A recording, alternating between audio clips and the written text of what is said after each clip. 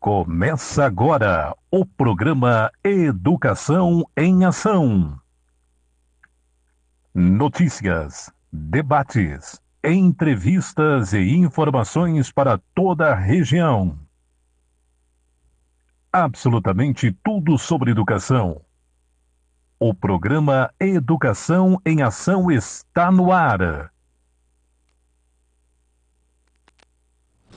Muito boa tarde, Cocal do Sul e região. Estamos começando mais um Educação em Ação. Lucas, boa tarde. Boa tarde, edição número 19, no dia 24 de outubro de 2020, hein, Jorge? Quase que não sai a data, viu? Quase que não sai. Já iniciamos com boa tarde, tudo de bom pra vocês, fique com Deus. Também, Sebastião Assis de Mello, uma boa tarde, seja bem-vindo ao nosso programa. Mais uma vez estamos começando a Educação em Ação e essa semana a educação, ela se mobilizou bastante, desde do FNDE, desde o incentivo do ensino médio do tempo integral.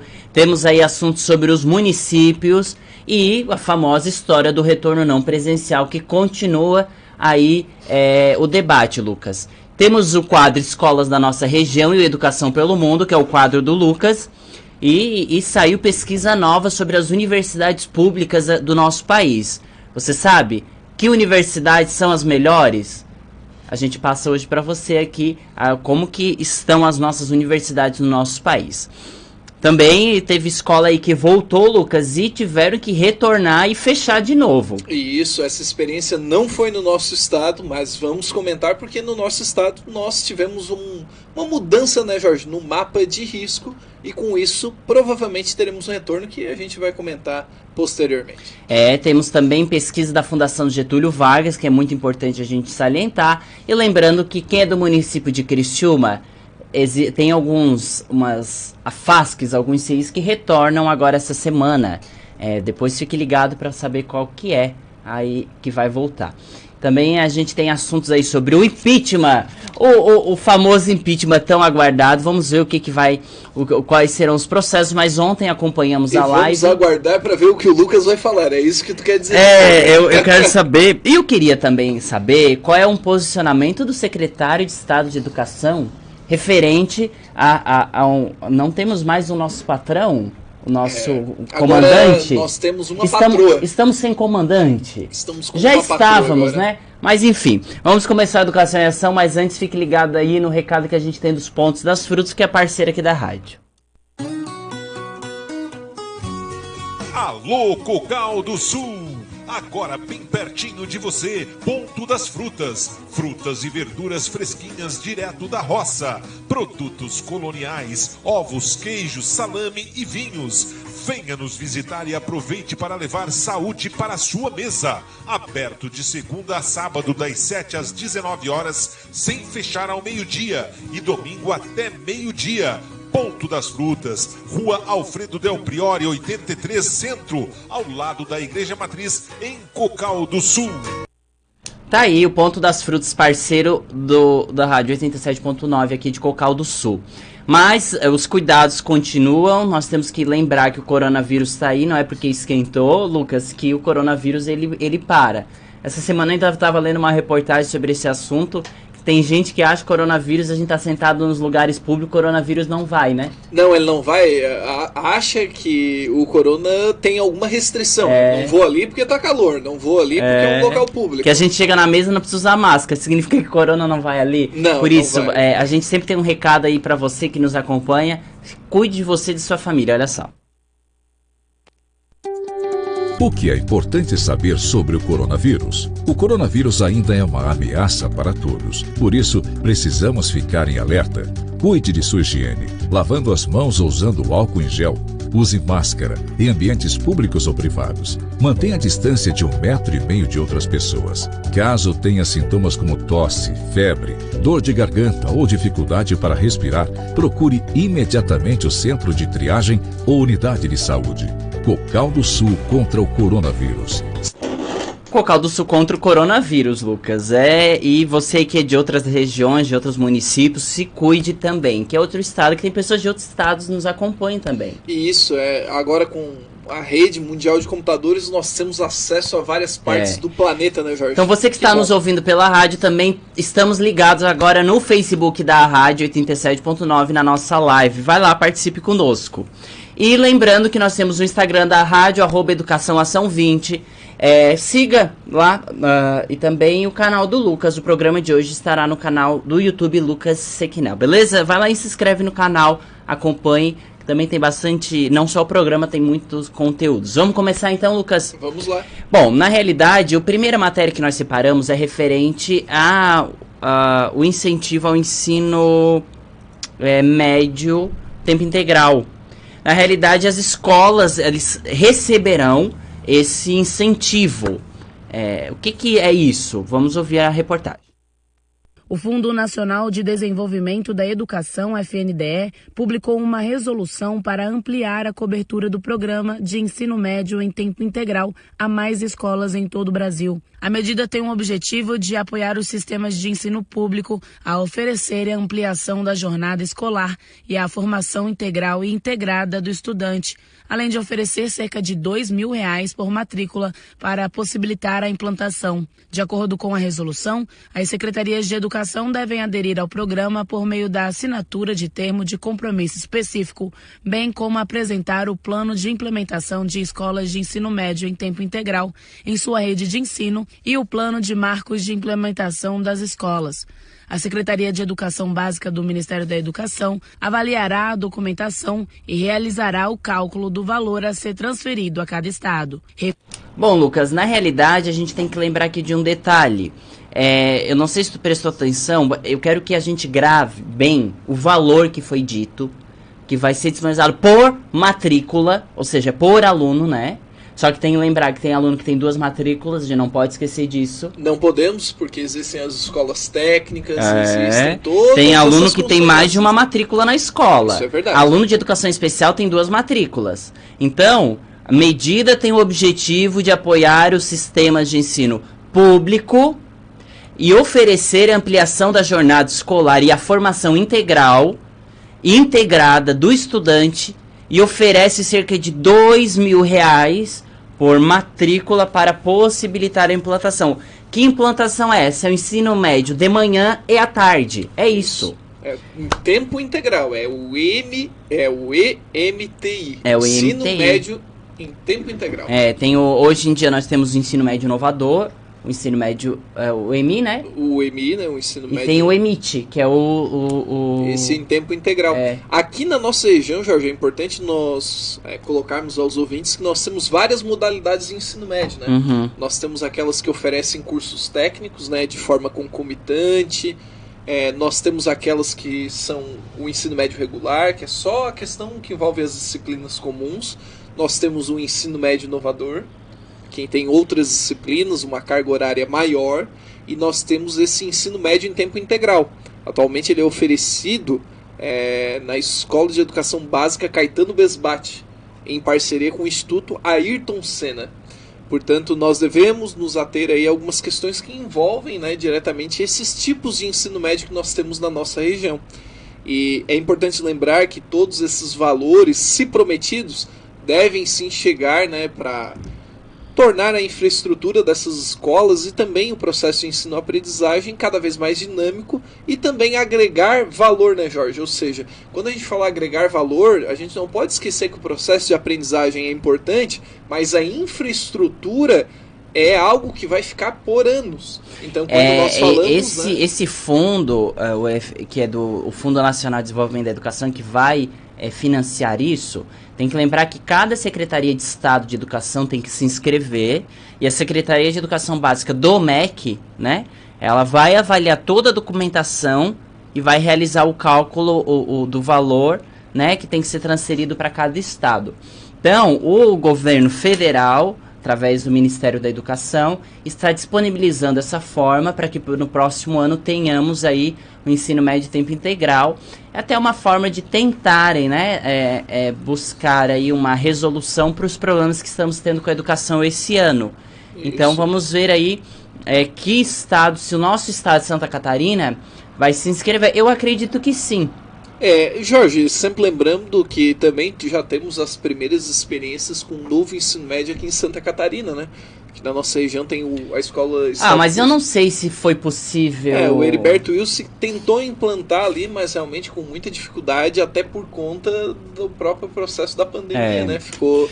Falando em FNDE, o FNDE ele prorrogou o prazo para prestação de contas do programa Educacionais até o fim do estado de calamidade pública. Então aí os gestores estaduais, municipais e distritais terão mais tempo aí para fazer essa prestação de contas. Gestores estaduais, municipais e distritais terão 60 dias após o fim do estado de calamidade pública para enviar informações sobre a execução dos recursos recebidos em 2019 em programas subsidiados pelo Fundo Nacional de Desenvolvimento da Educação. Em razão da pandemia de Covid-19, foi prorrogado o prazo de prestação de contas de diversos programas e ações educacionais sob a responsabilidade da autarquia, vinculada ao Ministério da Educação. Entre os programas que deverão realizar a prestação de contas estão o Programa Nacional de Alimentação Escolar, o Programa Dinheiro Direto na Escola, o Programa Nacional de Apoio de Transporte Escolar, entre outros. Cabe aos gestores enviarem as informações. O prazo de 60 dias vale a partir do fim do estado de calamidade pública, reconhecido no país pelo decreto com efeitos até 31 de dezembro de 2020. As prestações de contas devem ser enviadas por meio do Sistema de Gestão de Prestação de Contas do FNDE. O normativo do FNDE também prorrogou o prazo para que os conselhos apresentem análises de seus respectivos programas. Após o fim do prazo de envio das prestações de contas, os conselheiros terão 60 dias para verificar as informações e apresentarem seus pareceres. Reportagem, Rafael. Então, as prestações de contas referente à alimentação escolar, aquele dinheiro direto na escola, o programa de apoio ao transporte escolar, os diretores de escola, tanto de estado, município ou do ensino federal, né? Do ensino federal, eles têm agora então esse prazo de 60 dias para que eles possam então prestar contas, né? De como esse dinheiro tem sido utilizado. As escolas parece que vão... Aqui eles estão dizendo, Lucas, eu até achei estranho, porque eles estão dizendo que as escolas receberão incentivos para o ensino médio em tempo integral. Mas tem que lembrar que não são todas as escolas que vão receber. Depende se o Estado vai mandar a documentação e vai se cadastrar. Porque talvez a gente fique esperando, não, então a minha escola onde meu filho estuda vai receber para o ensino médio em tempo integral. Depende. Tem que esperar aí se o nosso estado ele vai se inscrever. Mas, lembrando que foi aberta a possibilidade para os estados aderirem a esse programa. Seria muito bacana se o estado de Santa Catarina aderisse, né? Na realidade é o seguinte, né, Jorge? Quando nós falamos do ensino médio, é uma modalidade que está sempre voltando ao foco pelas questões que envolvem a ineficácia e a ineficiência de uma formação que nós estamos oferecendo no ensino médio.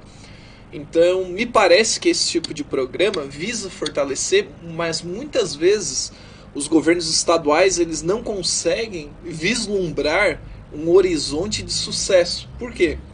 Se faz uma pesquisa e se vai averiguar, né, vai se aferir que a maior parte dos estudantes já trabalha, faz algum tipo de estágio. Então ele já tem algum período comprometido. Uhum. Então esse ensino diurno que é proposto, né, ele também derrubaria o ensino noturno, porque não ficaria com a mesma carga horária. Então me parece... Dá um entrave, né? É um entrave danado, Jorge, porque nós teríamos uma carga horária que seria diferenciada. E qual seria a solução? 4 anos para o ensino médio noturno? Não sei. Será que seria viável? Será que os alunos não ficariam um pouco estimulados? Será que talvez esse EMTI não funcionasse uma modalidade optativa, como é o caso do ensino médio inovador, ou o próprio EMTI? São dúvidas que nós Depende pesquisamos, o que também mas a vai gente se não tornar acha a híbrido, resposta. né? É. Tem que ver se não vamos ter aí esse ensino médio tempo integral na modalidade híbrida, né? A gente não sabe, tem que esperar. Sempre que penso, ou seja, como algo extracurricular, com desenvolvimento de habilidades e competências de A uma palhaçada maneira de diferenciada. sempre. Isso. O FNDE também está pensando na alimentação escolar para quando retornar às aulas, quer ver? O Fundo Nacional de Desenvolvimento da Educação publicou um documento com recomendações para a execução do Programa Nacional de Alimentação Escolar em meio à pandemia da Covid-19. O objetivo é garantir mais segurança para a comunidade escolar no retorno às atividades presenciais, principalmente nas horas das refeições. O documento orienta o transporte, recebimento e armazenamento dos alimentos, além de fornecer recomendações sobre a higienização dos produtos, embalagens, utensílios, equipamentos e superfícies de preparo das refeições, por exemplo. Ainda como forma de minimizar os riscos de propagação do novo coronavírus, o FNDE recomenda a flexibilização dos horários das refeições, com estudantes separados por turnos, diminuir o número de alunos por mesa e separá-las adequadamente e aumentar a ventilação natural dos ambientes. Para elaborar o documento, o FNDE contou com o apoio do Ministério da Saúde, da Anvisa e de outras instituições e especialistas. Reportagem... Nada de falar de quem é reportagem. Bom, o FNDE está falando aí da alimentação escolar. Lembrando que eles estão fazendo esse cálculo para quando retornar às aulas, tá? Porque agora não estão pensando em nada. Não, e outra coisa, né, Jorge? Os estudantes estão reclamando que barriga vazia também não te faz pensar em nada. Não dá, Lucas, tem muita discussão, não dá. Jorge. Será que essa merenda vai ser entregue na modalidade delivery também? Porque eles querem... Que piadinha. Nossa, eu vi um áudio tempos atrás do pessoal brincando bastante no TikTok sobre a entrega de merenda, né? Principalmente porque a quantidade era insuficiente. Então tinha aquela discussão. Se fosse uma entrega delivery, quem sabe, né? Ou seja, utilizar o iFood em favor da educação. Ou o FNDE não vai aprovar? Quer ouvir uma musiquinha? Quer relaxar? Tu tá estressado? É corrida, vida de professor, né? É uma correria. É mais ou menos. Lembrando que o FNDE está para repassar e vai, quando voltar o ensino presencial, 376 milhões. É pouco. É pouco. A gente tá falando de alimentação numa escola municipal, por exemplo, que uma criança tem 6 refeições. E agora a gente está tendo um repasse muito baixo. E eu vou continuar frisando, Lucas. Está sendo discutido muito o ensino, mas não está sendo debatido coisas básicas, que é a alimentação. Essas alimentações que estão vindo para a mesa da família, que aí, agora na época política, eles fazem muita propaganda.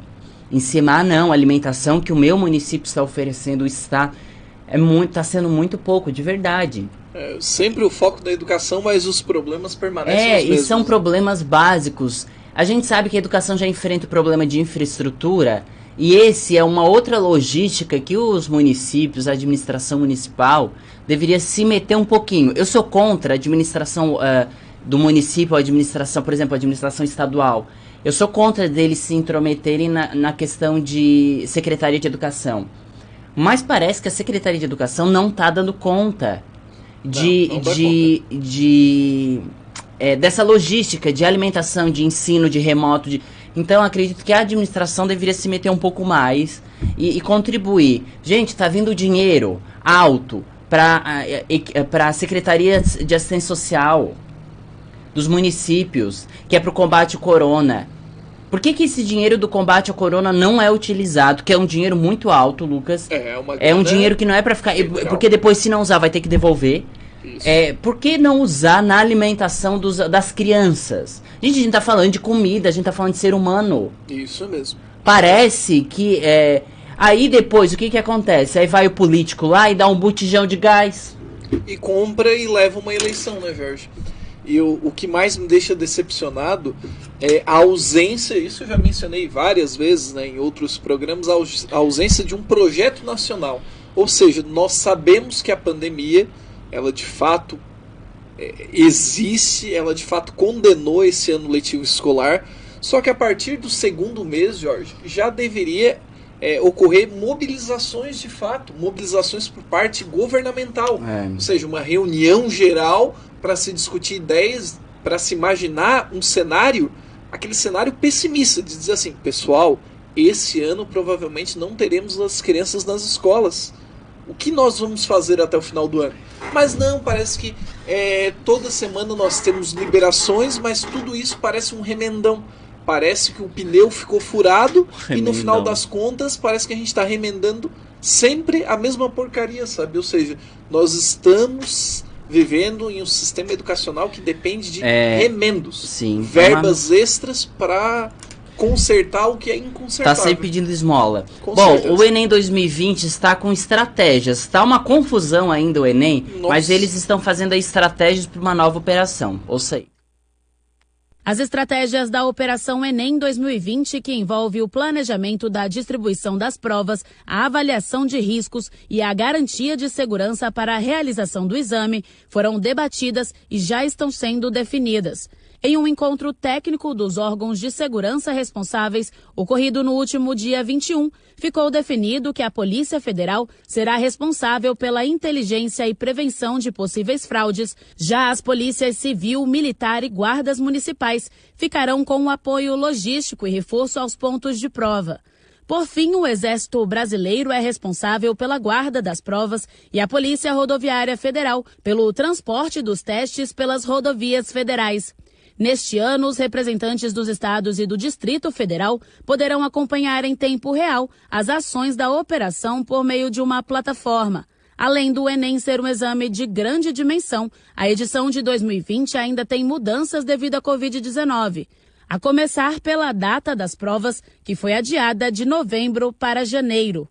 A versão impressa será aplicada nos dias 7 e 24 de janeiro de 2021. A digital, nos dias 31 de janeiro e 7 de fevereiro de 2021. Bom, nós temos aí informações sobre o Enem, essa operação. Estávamos aí com dúvidas a respeito das datas, mas para frisar bem o que a matéria nos traz, a versão impressa do Enem, nós temos duas modalidades do Enem 2020. Primeira informação, o Enem 2020 não é em 2020. O Enem 2020 é em 2021. Então nós temos lá a versão impressa no dia 7 e 24 e temos a versão digital nos dias 31 de janeiro e 7 de fevereiro. E as informações que nos foi trazida é que que a reunião com o grupo técnico, a comissão de elaboração dessas estratégias do Enem, ficou definido que a Polícia Federal é responsável pela inteligência e prevenção de possíveis fraudes, né? A Polícia Civil, Militar e os guardas municipais, eles ficarão com apoio logístico e reforço aos pontos da prova. E o Exército Brasileiro é responsável pela guarda das provas. E a Polícia Rodoviária Federal, Lucas, é pelo transporte. Bom, a gente vê aí que tá sendo... Não dá pra reclamar que o servidor federal não tá trabalhando no Enem. Tá não, mas todas assim... as funções, né? Colocaram o guarda de peso, ninguém vai ter acesso ao Enem, hein?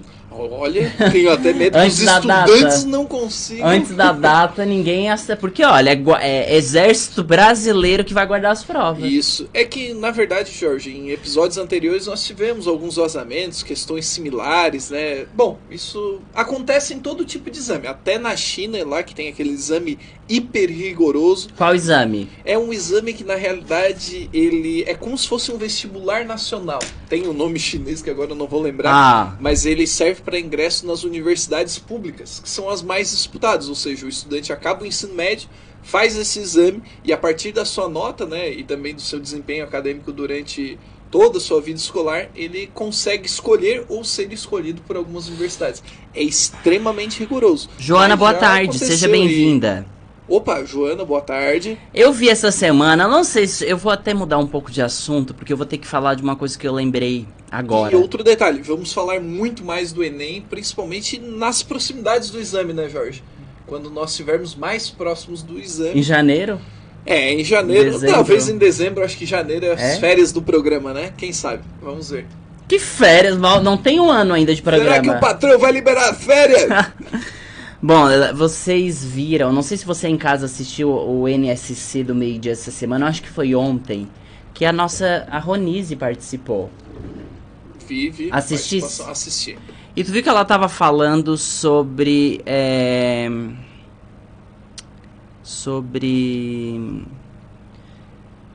cálculo. Ela tava dizendo que tem que ser incentivado e intensificado a matemática, Isso. o raciocínio, o cálculo nas escolas. Mas eu não entendi como que vai ser, ela não... Pelo que eu entendi, ela deu uma ênfase em cálculo e leitura, e nesse caso, Jorge, quando nós temos... Eu não entendi. Quando nós temos gestores preocupados com cálculo, leitura, ensino de ciências, nós estamos falando de preocupações com exames também.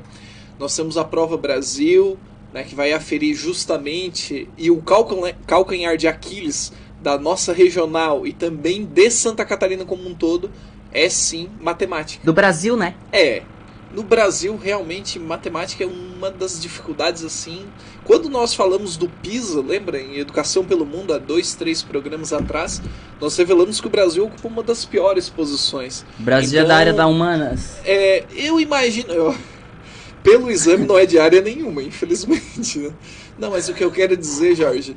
É que eu acho que... Não é de área nenhuma, Lucas. Não é nenhuma área, eu acho. Não, eu acho que da área humana, gente, porque o brasileiro, pra fazer aqueles memes, tem que ser de um dom artístico. Talvez, então. Foi considerado... Pelo tom de brincadeira. Uma meme guerra mundial, o Brasil seria imbatível. Viu só? Enquanto a China e o Japão... se preocupam em desenvolver vacinas, a gente vai fazer memes. Nós tiramos sarros. Bom, o que eu digo é o seguinte, Jorge, da postura da Ronise, é uma postura replicada pela Secretaria de Estado de Educação, né? Que tu tanto admira. Que eu tanto admiro, que vem fazendo um trabalho muito melhor e superior às últimas gestões. É porque tu faz a bobice de comparar, gestor não tem que ser comparado. Eu acho o seguinte, Jorge. Tem competências para ser seguido e tem que seguir. Se comparar... As atribuições básicas vêm sendo cumpridas. Me diz quais são as atribuições básicas. As atribuições básicas é fornecer... O que está fornecendo? A infraestrutura básica, ao menos, Jorge. E tem? Nós temos uma significativa evolução nas Aonde? escolas. Que escola? Aqui na nossa regional nós tivemos várias reformas. Não estou defendendo o governador ou o secretário de Educação. Papo de sindicalista, não estou defendendo, mas já... Mas assim, claro, tenho imensas divergências. Por que tu não se candidata para ser governador? Não teria um apoio maciço para ser eleito como governador Moisés. Já pensou? Moisés também nem sabia que ia ser. O Moisés pegaram ele na... Depois a gente vai falar sobre esse pescando. Né? Mas, Jorge, para concluir sobre a Ronise, eu imagino que a Secretaria de Estado de Educação ela vem pressionando todas as gerências para realmente desenvolver habilidades e competências em leitura, na área das ciências também, em matemática, cálculo especificamente, para provinhas e exames, ou seja, a preocupação... A preocupação... A gente fala dessas provinhas, a provinha Brasil, né? Ai, gente, essa palhaçada de prova Brasil. Ou seja, aquelas médias que vão elevar a educação, mas que não provam muita coisa. Engraçado que em outros países não é considerado assim, é diferente. A prova é feita por fazer, assim, ou seja, a China, né? A China, a Finlândia, a Estônia... O Brasil faz prova para ver como é ruim e não muda nada, né? Isso, para ver o que pode melhorar e nada é modificado. Enquanto em outros países nós temos essas provas com exames rotineiros. Gente, no dia 30 de outubro, os municípios eles vão ter que entregar a inscrição do programa Tempo de Aprender. Vamos ver que municípios será que vão se inscrever. Tem a ver aí com o ensino fundamental. O prazo para estados e municípios aderirem ao programa Tempo de Aprender se encerra em 30 de outubro. Destinado à pré-escola e ao primeiro e segundo ano do ensino fundamental das redes públicas estaduais, municipais e distrital, o programa foi desenvolvido a partir das diretrizes da Política Nacional de Alfabetização, PNA, e tem o objetivo de enfrentar as deficiências da alfabetização no Brasil. Para adesão, os entes federativos devem preencher um formulário eletrônico disponível na página do Ministério da Educação. De acordo com o MEC, mais de 70% dos municípios e mais de 60% dos estados já aderiram ao programa. Então, Lucas, esse programa Tempo de Aprender Nome bonito, hein? é desenvolvido da diretriz lá do Programa Política Nacional de Alfabetização, né? Isso mesmo. É enfrentar as deficiências da alfabetização no Brasil. E esse ano nós tivemos aí um problema muito grande, principalmente com os alunos da educação infantil, os primeiros processos de alfabetização e de letramento, porque tivemos aí uma interrupção, né, do presencial, e a gente sabe que a alfabetização se faz presencial. Não tem como fazer alfabetização à distância, principalmente da forma como está sendo feito. Quem sabe um programa desse, Tempo de Aprender, Gente, eu não sou otimista. Talvez, mas é difícil ser otimista quando nós falamos da educação brasileira, Jorge. Eu te entendo. É muito Aqui difícil. diz que 70% dos municípios já se inscreveram e mais de 60% dos estados. Eu quero saber se aqui Cocal se inscreveu. Eu vou olhar. Nós vamos pesquisar aqui na nossa regional, né? Tudo que envolve aqui o sul de Santa Catarina. Falando nisso, Mas, Jorge, em Cocal do Sul... Deixa eu destacar um detalhe. Ah, tá, desculpa. Nós tivemos uma pesquisa... Eu tô te atrapalhando. Por favor, não repita. Mas assim, uma pesquisa feita... É claro que o tempo de aprender ali, o foco é no primeiro e no segundo ano, né? O tempo hábil ali da... E pré-escola. Isso, e pré-escola. O tempo hábil ali para nós termos a alfabetização. Mas um dado revelou... Quem disse que é no primeiro e segundo que alfabetiza, amigo? O normal seria... É no sexto ano eu já peguei. O normal seria... Mas o que eu coloco é que até os 15 anos de idade, o dado não é computado. Mas o IBGE revela que acima dos 15 anos de idade, nós temos aí mais de 10 milhões de analfabetos no Brasil. O tempo de aprender... Quantos? 10 milhões, mais de 10 milhões. Precisamente quantidade 11 de surdos que tem no Brasil. É basicamente uma Nada a ver uma coisa com a outra, mas é... Não, mas é interessante até para o efeito de comparação. Nós podemos ter uma imensa gama de surdos, né? Fazendo parte desse processo, né? Principalmente porque esse dado de analfabetismo do Brasil, ele recai para as camadas da nossa pirâmide etária que estão próximas aos 60 anos de idade. Ou seja, nós temos muitas pessoas mais idosas, as pessoas mais velhas sendo consideradas analfabetas. E um detalhe bem importante, né, Jorge? Esse tempo de aprender é um programa legal, é interessante, consegue ali um estímulo financeiro. As prefeituras se organizam, tentam ali buscar os recursos e colocar em prática. Tudo bem, só que o tempo de aprender ele deveria existir uma espécie de fusão com os programas que são ligados à alfabetização de adultos. Porque essa conexão seria interessante. Até por uma questão de economia e de captação de recursos. Ou seja, se você tivesse esse programa fortalecendo, né, o ensino básico no primeiro e segundo ano e posteriormente fortalecendo também essa alfabetização de adultos, você teria um programa que seria um modelo. Seria até replicado para outros países, porque no Brasil, apesar da redução, essa teimosia, essa persistência nos dados, ela é assustadora. Nós temos mais de 10 milhões de analfabetos há pelo menos 20 anos. Ou seja, esses dados, eles regrediram, né, retroagiram, porém, me parece que ainda estamos com aquela linha ali de pelo menos sempre 10, 11 milhões de analfabetos. Tem um não retorno presencial, não sei se vocês sabem, mas foi feita uma pesquisa que de 8 em cada 10 escolas não retornaram presencialmente esse ano em 2020. Apesar do retorno gradual de quase todas as atividades presenciais após o pico de infecções pelo novo coronavírus em todo o país, mais da metade dos municípios não deverão retomar as aulas ainda neste ano. Uma pesquisa da Confederação Nacional de Municípios aponta que pelo menos 3.275 cidades brasileiras ainda não vêem condições sanitárias para retomar as aulas presenciais da rede básica de ensino neste ano. O número equivale a 82% das prefeituras consultadas pela CNM. Além disso, as instituições, pais e alunos ainda temem que o convívio diário, mesmo respeitando as condições de distanciamento, possam gerar novas ocasiões de contaminação. A pandemia já vitimou mais de 150 mil brasileiros e o país registra mais de 5 milhões de casos da doença.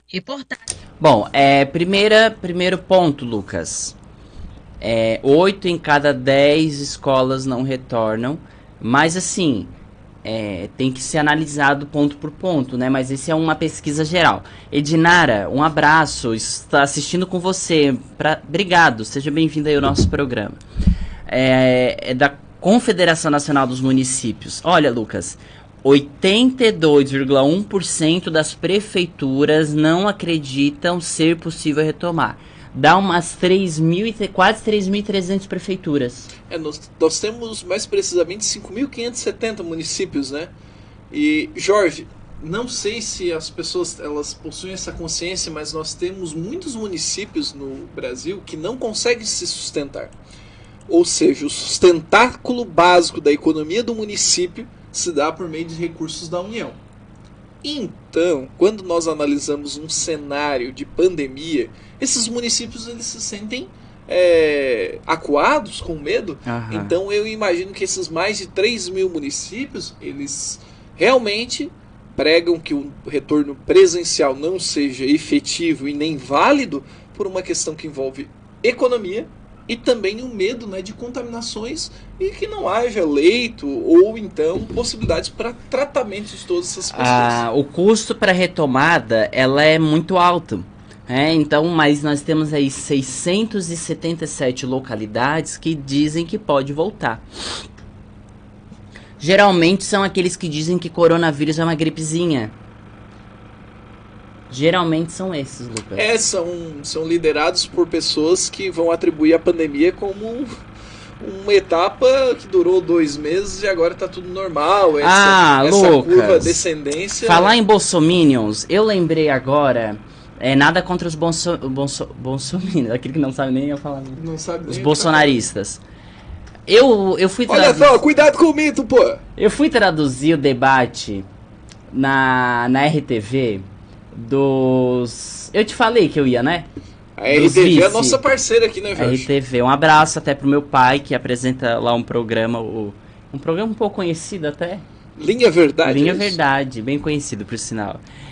Estava lá o debate para vice-prefeito. E aí município de Criciúma. Do município de Criciúma, gente. Aí eu encontro alguns não foram. Olha só, mas que ousadia.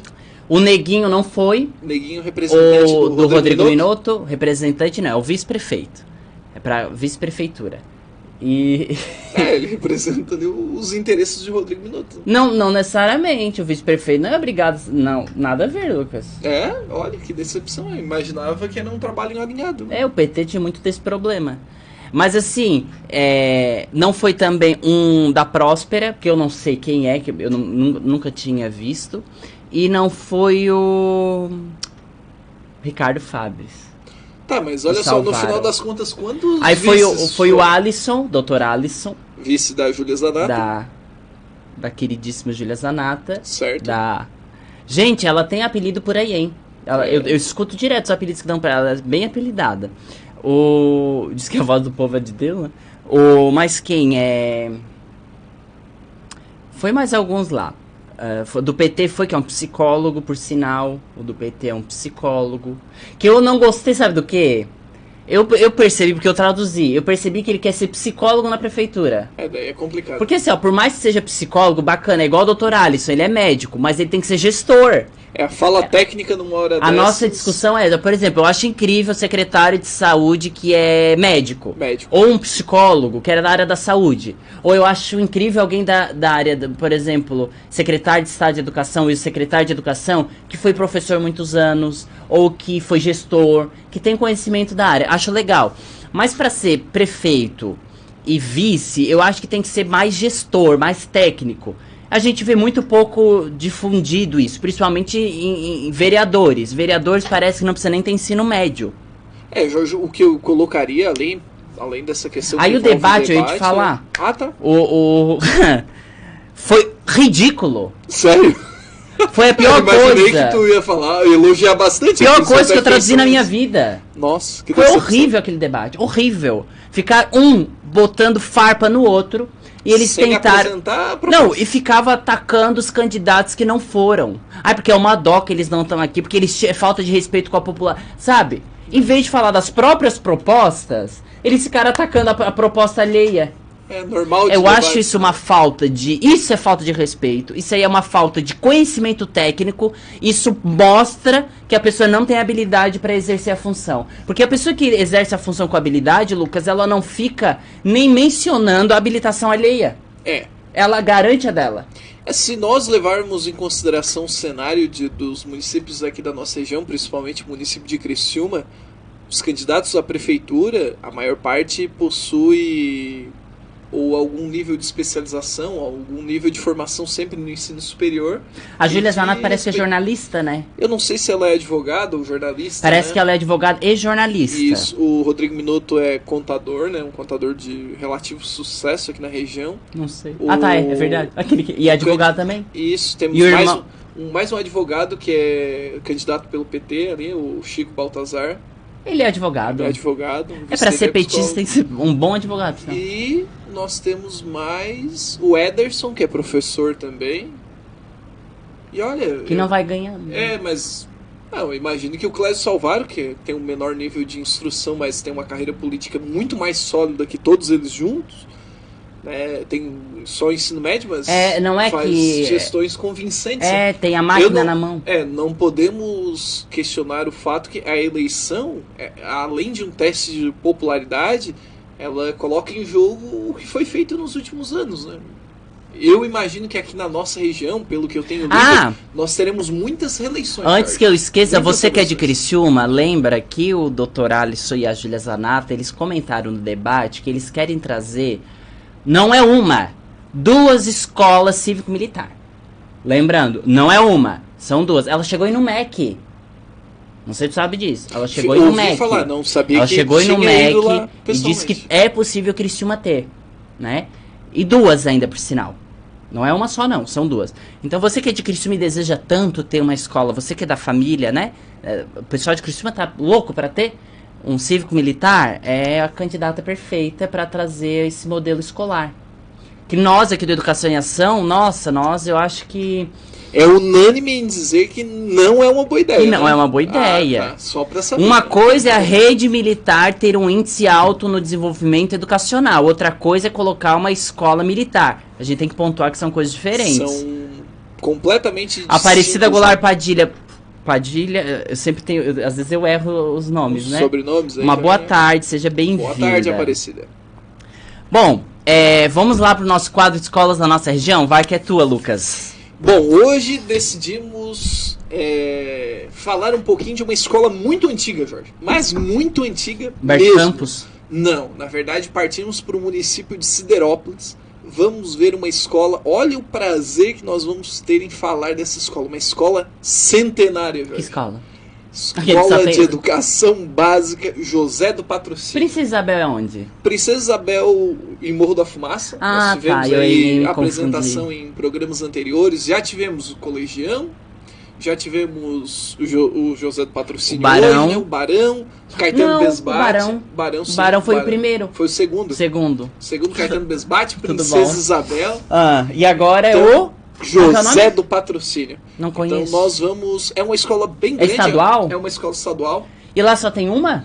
Na verdade, em Siderópolis, além das questões que envolvem as escolas municipais, tem bastante ali, nós temos escolas estaduais, que é o Túlio Cavalazzi, o Silvio Ferraro, que é onde eu trabalho também, e o José do Patrocínio, que é a maior escola.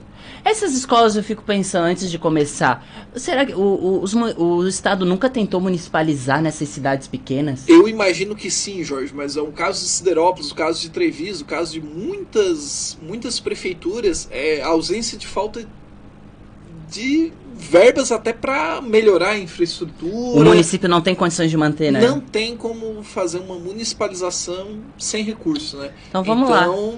Nós temos o José do Patrocínio, que tem do ensino fundamental até o ensino médio. Vamos ver. De nossa região, hoje vamos conhecer um pouco da história da Escola de Educação Básica José do Patrocínio de Siderópolis. Teve sua história iniciada em 14 de junho de 1918. Na oportunidade, a senhora Madalena Martins Queluz Papel foi a primeira professora nomeada. Na época, a escola tinha o nome de Escola Mista do Lugar Nova Beluno. Anos depois, de escola isolada, passou a desdobrada em 1900.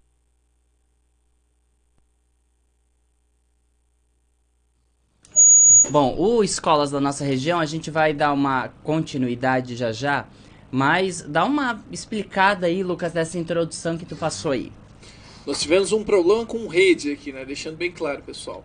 Bom, na verdade a Escola de Educação Básica José do Patrocínio, ela tem uma história bem legal, principalmente porque a partir de 1918, né, quando nós tivemos a fundação dela, ela ganha um novo corpo, né, Jorge? Então ela passa por intensas transformações também. Com isso, nós tivemos ali uma escola que aos poucos ela foi ganhando nova roupagem e assim por diante ela foi crescendo também. Vamos colocar de novo, bota do início, por gentileza. Então tá, vamos lá. Vamos que vamos. José do Patrocínio de Siderópolis teve sua história iniciada em 14 de junho de 1918. Na oportunidade, a senhora Madalena Martins Queluz Patel foi a primeira professora nomeada. Na época, a escola tinha o nome de Escola Mista do Lugar Nova Beluno. Anos depois, de escola isolada, passou a desdobrada e em 1949, a escola passa a chamar-se Escola Reunida Horácio Serapião de Carvalho. Todos esses anos, o trabalho executado para educar as crianças daquela comunidade era exercício com muita dificuldade e desafios, ainda em tempos de colonização. O nome Grupo Escolar José do Patrocínio chegou em 1950.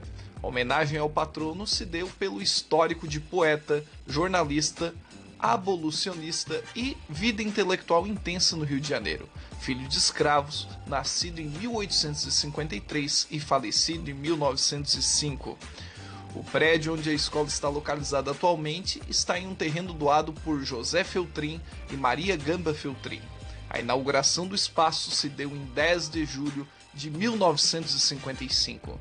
Em 1958, foi criado o Curso Normal Regional Fernando Ferreira de Melo, curso ginasial, que funcionava anexo à escola. A partir de 1971, atendendo à normativa da Lei Federal 5692/71, que reformulou o ensino no país, o antigo curso primário e curso ginasial juntaram-se, formando a escola de primeiro grau com o nome Escola Básica José do Patrocínio, ficando assim até o ano de 1992, quando a comunidade de Siderópolis tem a possibilidade de cursar o segundo grau no curso de Educação Geral e Magistério no Colégio Estadual José do Patrocínio. Mais uma vez, para cumprir a nova Lei Federal 9394/96, a escola passa a chamar-se Escola de Educação Básica José do Patrocínio, agora com ensino fundamental, da 1º ao 9º ano, e ensino médio. Esse foi Escolas de Nossa Região. Muito bem. Tivemos uma informação aqui, ó. A Joana coloca que o Túlio Cavalazzi, que é em Siderópolis, entrou como uma escola a ser municipalizada em 2017. É verdade. Assim como nós tivemos algumas instituições em Criciúma, que aconteceu, né? Porém, a comunidade fez movimento com abaixo-assinado e assim conseguiu reverter o processo. É verdade, Joana. E muito provavelmente a prefeitura de Siderópolis estava sendo forçada, né, a fazer essa municipalização, porque não é algo tão viável, né? Assim como outros municípios da região, Siderópolis é um município que tem a sua população reduzida, Jorge, e a taxa de crescimento é praticamente próximo do zero, sempre, né? Ou seja, uma população que cresce pouco. Então, esse processo de municipalização já atingiu algumas escolas aqui da nossa região. Nós tivemos um caso bem emblemático, foi o caso do Jarbas Passarinho, né? Agora que passou a ser uma central do SEJA, não é uma municipalização, mas foi um fechamento. O Marechal Rondon foi definitivamente municipalizado. Nós tivemos o Peixoto, que era uma escola da Próspera, foi municipalizada também. Nós tivemos então outras escolas, nós tivemos uma que foi da Boa Vista, que virou, agora eu não estou lembrando o nome dessa escola, que virou um centro de atendimento da Polícia Militar, né? Então, nós tivemos esse processo de municipalização atingindo muitas escolas, principalmente aquelas de ensino fundamental aqui de Criciúma, né? Mas na região vai ter com certeza mais processo de municipalização, principalmente nestas, né, que atendem prioritariamente. Ouvi falar que eles queriam uma época municipalizar o São Cristóvão. Isso. A escola de ensino não é básico, né? O Colégio São Cristóvão ali, eu até trabalhei já ali. Eu não sei como que tá os trâmites, mas eles uma época queriam municipalizar. Tem 3 escolas aqui da nossa região que são bem antigas, né? Inclusive o Coelho Neto, o Lapagesse e a escola de São Cristóvão ali. São 3 escolas que têm muito alunos, tem muita demanda. Então são escolas que são muito difíceis que a comunidade abra mão para que haja uma municipalização, até porque são 3 escolas que se mantêm com qualidade, né? A comunidade abraça. Falando em escolas da nossa região, eu vou fazer uma propaganda. Eu nem falei pra ti, Lucas. Mas qual escola? Quero saber, porque... Do Barão do Rio Branco. Olha só, sempre o Barão, né? O que tem nesse Barão aí? Hein? Melhor escola que tem. Imagina se não... Bom, mas assim, o Barão do Rio Branco vai fazer um drive-thru de hambúrguer. De hambúrguer? Olha só. O Barão é muito bem visto. Parceria com o Stone, sem sair do carro, a pessoa para ali, é dia 6 de novembro. Eu vou passar o convite, no Barão do Rio Branco, tá?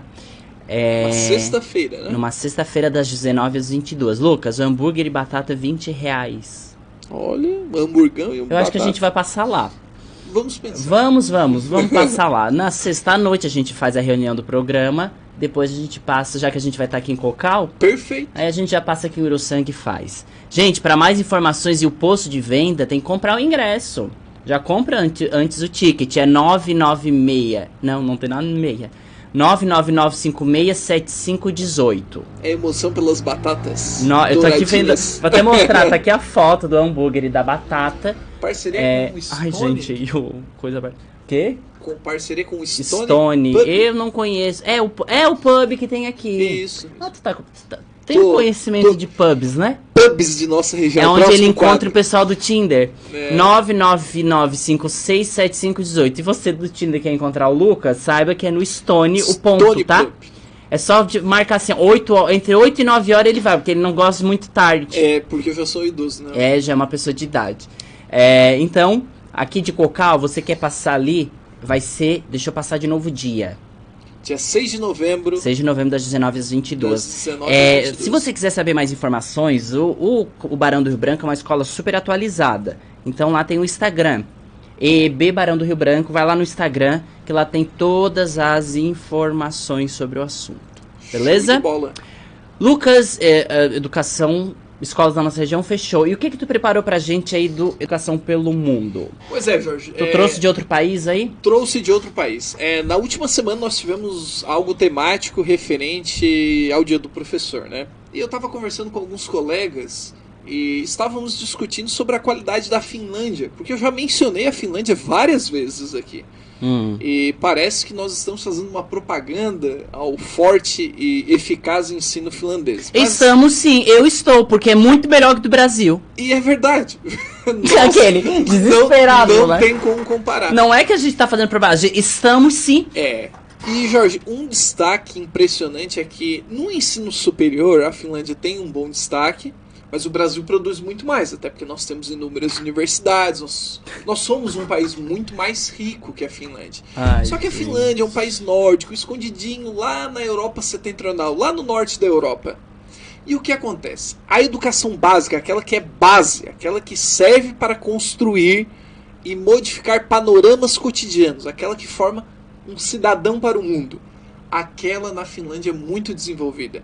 Eu resolvi separar aqui dos vários princípios, eu encontrei 30, 40, 50 princípios básicos da educação finlandesa, ou seja, aqueles princípios que são ativos, aqueles princípios que são adotados para o desenvolvimento educacional naquele país.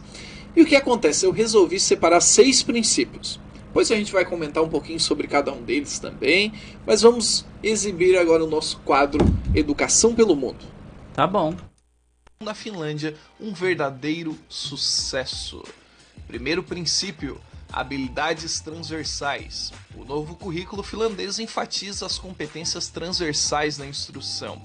Mas afinal, o que são essas competências? São coisas como aprender a aprender, competência cultural, interação e autoexpressão.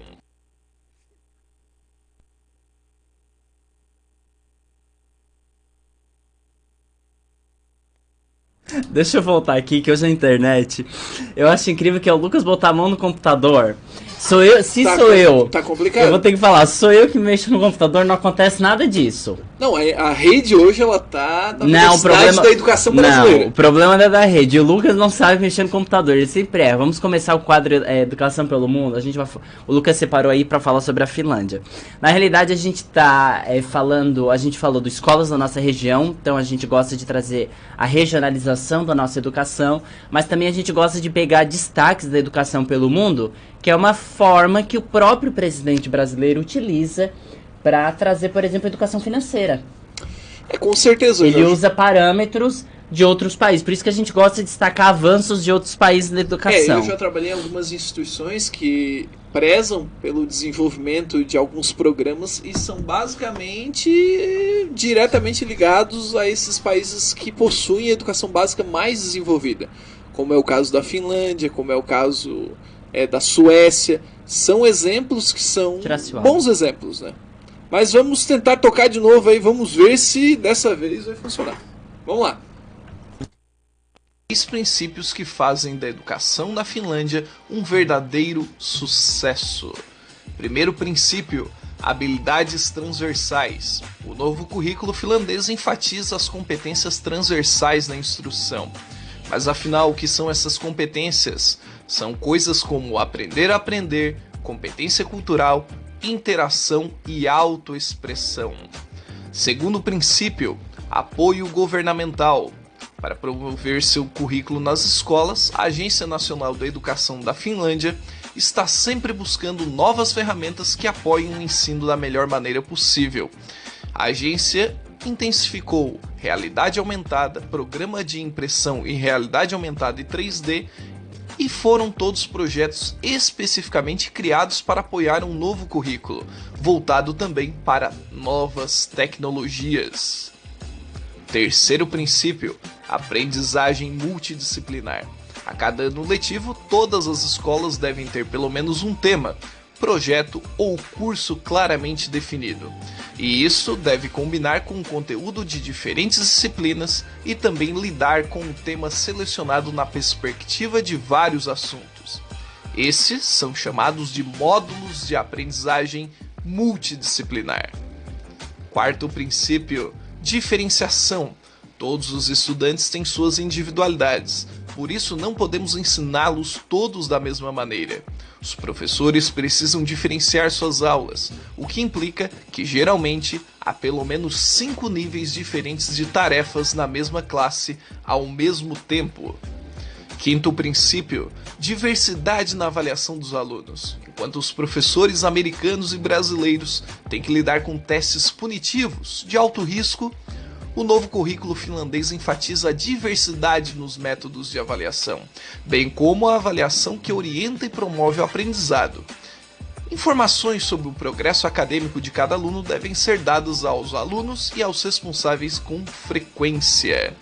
Sexto princípio, um papel ativo para os estudantes. A ideia simples é que os professores devem falar menos e deixar o aluno fazer mais. Os professores facilitam o ensino, enquanto os alunos estabelecem metas, refletem e resolvem problemas da vida real. Também estimulam a curiosidade dos alunos, estudando em ambientes fora da sala de aula, como o pátio da escola, bosques ou florestas, biblioteca ou até mesmo shopping center. Esse foi o Educação pelo Mundo. Primeiro ponto que eu vou destacar, eu não vou nem deixar tu começar. Primeiro ponto.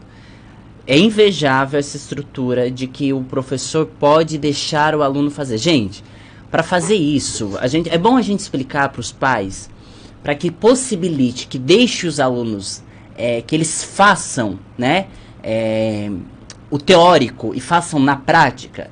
É muito bacana, é assim que aprende. Mas para fazer isso tem que ter uma estrutura tão grande. Uma estrutura muito bem montada e preparada que nós não temos em sala de aula. Nós não temos. E sala informatizada não é a estrutura ainda.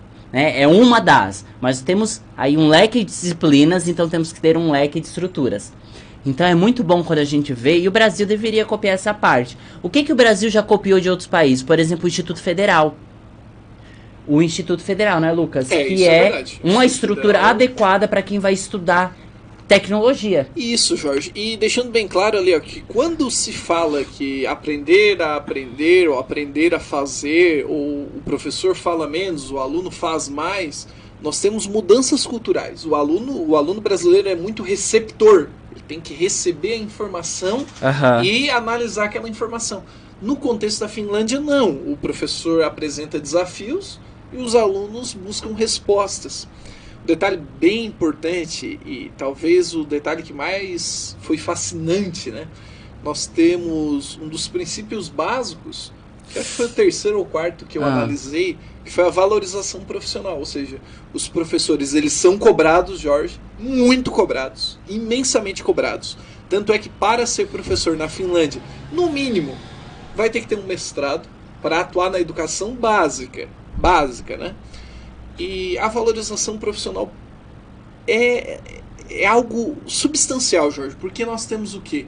Nós temos ali um professor dedicado às salas de aula, só que ele tem um contraturno dedicado a planejamento.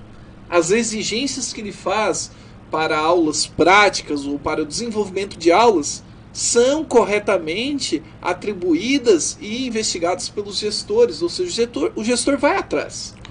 Ele precisa de bússolas para uma aula prática de geografia. O gestor vai dar um jeito.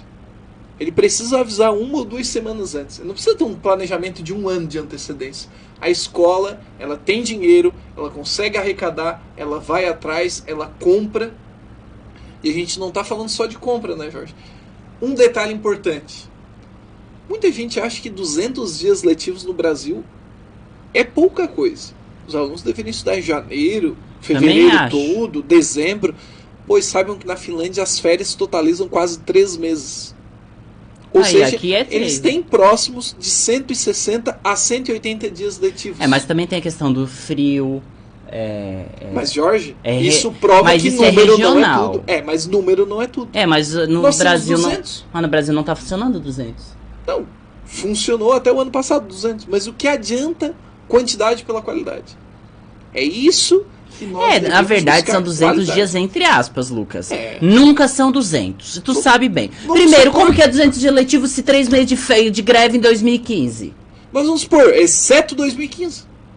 Ah, tá, porque paralisação 2016, não tem. Mas mesmo a emendar feriado não é... Não, mas aí, mesmo que tu emende um feriado, na Finlândia você tem vários feriados emendados, você tem férias, você tem paradas, e mesmo assim você tem 160 isso aí é caô, desculpa. Isso aí é balela, eu não concordo. Eu acredito que os dias letivos são muito importantes. No Brasil, 200, legal, 200. Mas assim, defender, 200 que sejam licença, cumpridos efetivamente e que haja educação de qualidade, Jorge. Não tem. Lá tem. E lá na Finlândia você tem 160 dias que há qualidade. Então... Aqui no Brasil podia ter 300 que não ia dar. No Brasil, é a mesma coisa que eu digo. No Brasil você teria aulas sábados, poderia ter aulas domingos. Mas é melhor a aula do que a não aula. No caso do Brasil... É melhor a aula do que a não aula. Um detalhe, eu tenho um colega que fez um mestrado... E no Brasil, várias vezes fazem de tudo para não ter aula. Isso, e quando tem aula, principalmente, a aula não é aula. Isso aí quem faz são os professores. Muitos deles fazem isso. Jorge, estava pesquisando também, algo que eu vou trazer nas próximas semanas. E eu defendo o professor, hein, mas às vezes não... com certeza que sim. Mas você não defende. Parece o escudo do Capitão América, de tanto que defende. Eu defendo a classe, só que a classe às vezes avacalha. Não se ajuda. Não, a classe também... Ensino presencial, Jorge. Para universidades no Brasil... Quantidade de pessoas se desvincularam do sindicato, hein? Bastante. O cara vai para aula todo dia no ensino presencial. Na França e em alguns países europeus, como a Alemanha, Itália, aulas presenciais ocupam, 2, 3 dias na semana e olha lá. Então, assim, são cargas totalmente diferenciadas.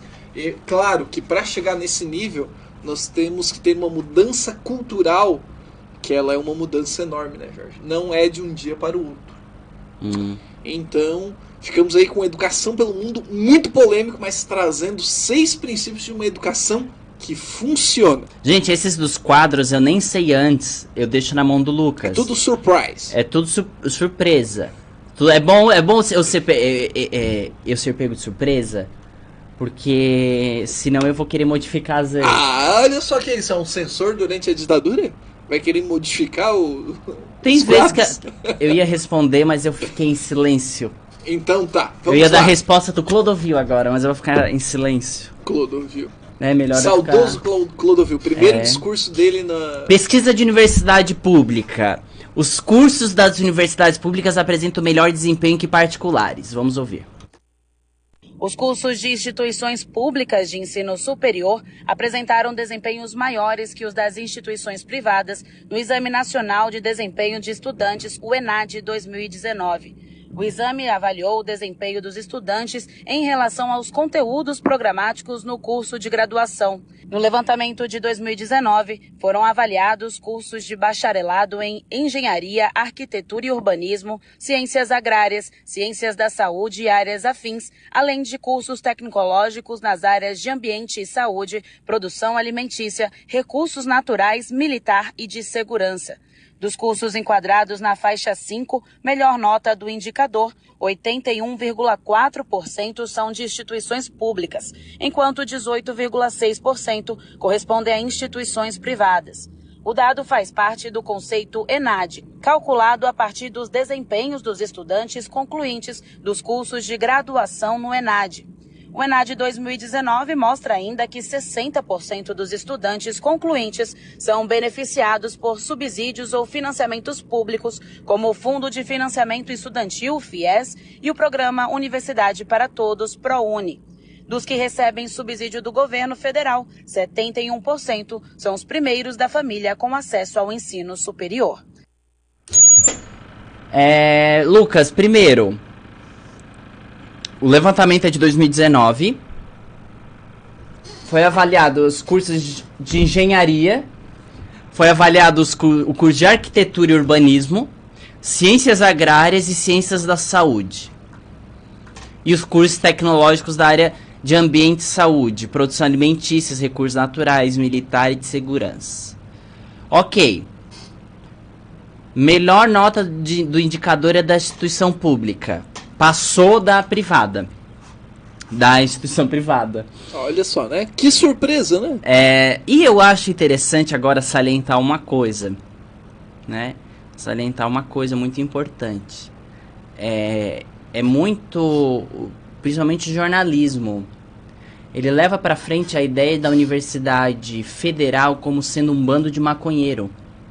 E os desempenhos em exames que colocam instituições privadas e públicas no mesmo patamar de análise mostram sempre uma surra muito grande. Tá aí o bando de maconheiro mostrando que dominam muito mais que o bando de filhinho de papai que compra coca dos riquinhos. Jorge, sempre lembre Isso aí eu lembro muito do meu pai nessa hora, tá? Jorge, sempre lembre do seguinte: a Universidade Federal é o berço de pesquisa. E tem uma diferença muito grande. A Universidade Federal ela vai recrutar os seus profissionais por meio de concursos que são difíceis, que são batalhados, que são concorridos. As universidades privadas muitas vezes são indicações. E o que acontece, Jorge? Faz diferença o profissional? Talvez em sala de aula um especialista seja muito mais didático que um doutor. De fato. É verdade, pode acontecer. Agora, no campo da pesquisa, amigo, é muito difícil. Só que eu não concordo com um ponto aqui. Eu não vi o levantamento na área de exatas.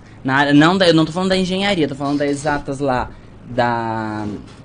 dos cálculos, não só da engenharia, porque a gente não tem só engenharia como cálculo. Não. A gente tem outros cursos de exatas. Tem. E a predominância é nos cursos de humanas e saúde. Eu acho que isso aí é um indicador que o Brasil, principalmente em questão de universidade estadual, universidade federal, tem que melhorar muito mais no campo tecnológico do que no campo humanas. Assim, o campo humanas não é importante? Não, eu não estou dizendo que medicina e engenharia são as faculdades e advocacia são as faculdades mais... direito, né? São as faculdades mais importantes que tem. Eu não concordo com isso. Eu acredito muito numa psicologia, eu acredito muito nessas outras áreas humanas são tão importantes quanto. Porque parece que colocam na balança que só o que é bom é medicina e engenharia. Na verdade, nós temos uma tríplice, quase uma tríplice muito antiga, né? Engenharia, medicina e direito, né? Medicina e direito e engenharia. Mas não é assim. Então, só que Universidade Federal, eu vou tirar meu chapéu, para áreas de estudos humanas, é excelente. Não tem nenhum chapéu aqui. Eu tava procurando. Humanas, é excelente, mas falta muita pesquisa tecnológica. Muita. Porque outras universidades de outros países, o campo deles, além de humanas, não é que eles não estudam humanas, não, estudam, muito bem, por sinal, né?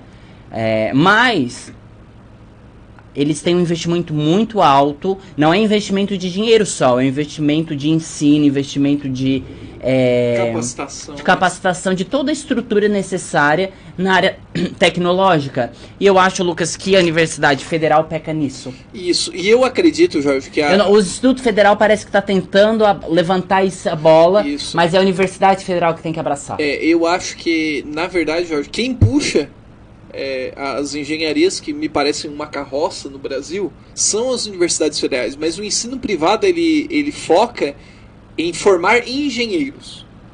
E o nível de qualidade, né, por esses dados que nós temos do ENAD e por tantas outras informações, mostram que há um abismo de diferença. Tu vê que licenciatura não tem nada, né? Não, esse ano não foi o ano das licenciaturas. Esse ano? Não, é que na verdade o ENAD escolhe determinadas áreas para aplicação do exame, né? É porque não precisa melhorar, né? Não, é que na verdade as licenciaturas, eu acho que foi 2017. A tendência é que 2021 seja ferida novamente. Então o que eu digo, tá precisando, Jorge, urgente. Tá precisando.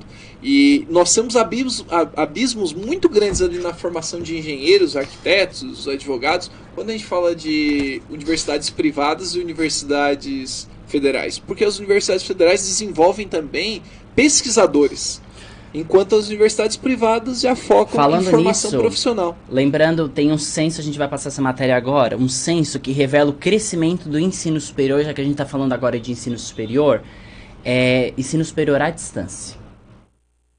A educação à distância é uma tendência. Dados do Censo da Educação Superior de 2019 mostram que 63% das vagas ofertadas no ano passado foram na modalidade. Nos últimos 10 anos, o número é 5 vezes maior. Saltou de 330 mil estudantes para 1,5 milhão. A estudante brasiliense Késia Alves Amaral é exemplo disso. Está cursando o 4º semestre do curso de jornalismo em uma instituição particular e fala da vantagem do estudo remoto. A gente ganhou bastante tempo por estar tendo aula em casa. Então eu ganhei aí 1 hora, 2 horas do meu dia. O número de estudantes no ensino superior à distância deve ser ainda maior no próximo censo, por causa da pandemia do novo coronavírus. É o que garante o presidente do Instituto Nacional de Estudos e Pesquisas Educacionais, Anísio Teixeira, INEP, Alexandre Lopes. A pandemia ela vai acelerar essa tendência de migração para o ensino à distância, um ensino híbrido. O Brasil tem hoje mais de 2.600 instituições de educação superior, sendo 88% delas privadas e 76% dos alunos de curso superior estudam nessas instituições. Quase a metade deles conta com algum tipo de financiamento ou bolsa. Desses, 20% têm apoio do programa Universidade para Todos, o ProUni, e 19% contam com o Fundo de Financiamento Estudantil, o FIES. Os dados do censo mostram ainda que apenas 40% das pessoas que se matricularam na graduação em 2010 concluíram seus estudos até 2019. Mas o governo já trabalha para mudar esse quadro, como explica o secretário de Educação Superior do Ministério da Educação, Wagner Vilas Boas de Souza. A ideia é nós fazermos uma análise preditiva e quais os possíveis alunos que poderão desistir do curso nos anos seguintes e atuarmos preditivamente para evitar que esse aluno possa desistir do seu curso superior. Para o ministro da Educação, Milton Ribeiro, a meta é aprimorar o ensino superior, com foco também na qualificação dos professores. Bons cursos de graduação estão intimamente ligados à formação de bons profissionais. Outras informações sobre o Censo 2019 podem ser acessadas na página do INEP em portal.inep.gov.br. Bom, ô Lucas, primeiro o Milton da Massa falou primeiro que... desculpa. Grande Milton. Que vergonha falar isso pra ele, né? Teólogo. É o nosso... Milton da Massa. Nosso pastor. O Milton, ele falou ali que o objetivo dele é aprimorar o ensino superior. Tem que lembrar ele... Lembrá-lo de bastante coisas, né? Tem que lembrar... Anote na agenda aí, Milton. Que para melhorar o ensino superior, ele tem que começar a melhorar o básico, tá? Isso. Vamos começar com o básico para conseguir alcançar um superior bacana. Porque é inadmissível ter que, na primeira fase de faculdade, ter que fazer nivelamento. E eu acho isso bastante. E o nivelamento, assim, fazer português básico, estatística. Estatística, tudo bem, ok, tá. Mais ou menos. Porque estatística é estudado muito pouco na escola, que era algo que tinha que ser estudado muito mais. Mas assim, português básico. Como escrever uma redação no primeiro semestre de faculdade. Não tô falando de pessoas que estão anos sem estudar e estão indo pra falar, ok, maravilha. Mas se eles sentem a necessidade de fazer esse nivelamento, é por quê? Porque nós temos uma deficiência grave ou gravíssima, né, no ensino básico. A gente estava falando que o problema das universidades particulares, na média mesmo, ela está abaixo das universidades federais. E a gente tem que lembrar do ponto, né, Lucas, de que a maioria das universidades particulares estão fornecendo educação à distância. Uma modalidade... Não é agora na pandemia. Não, muito antigamente. Muito antiga.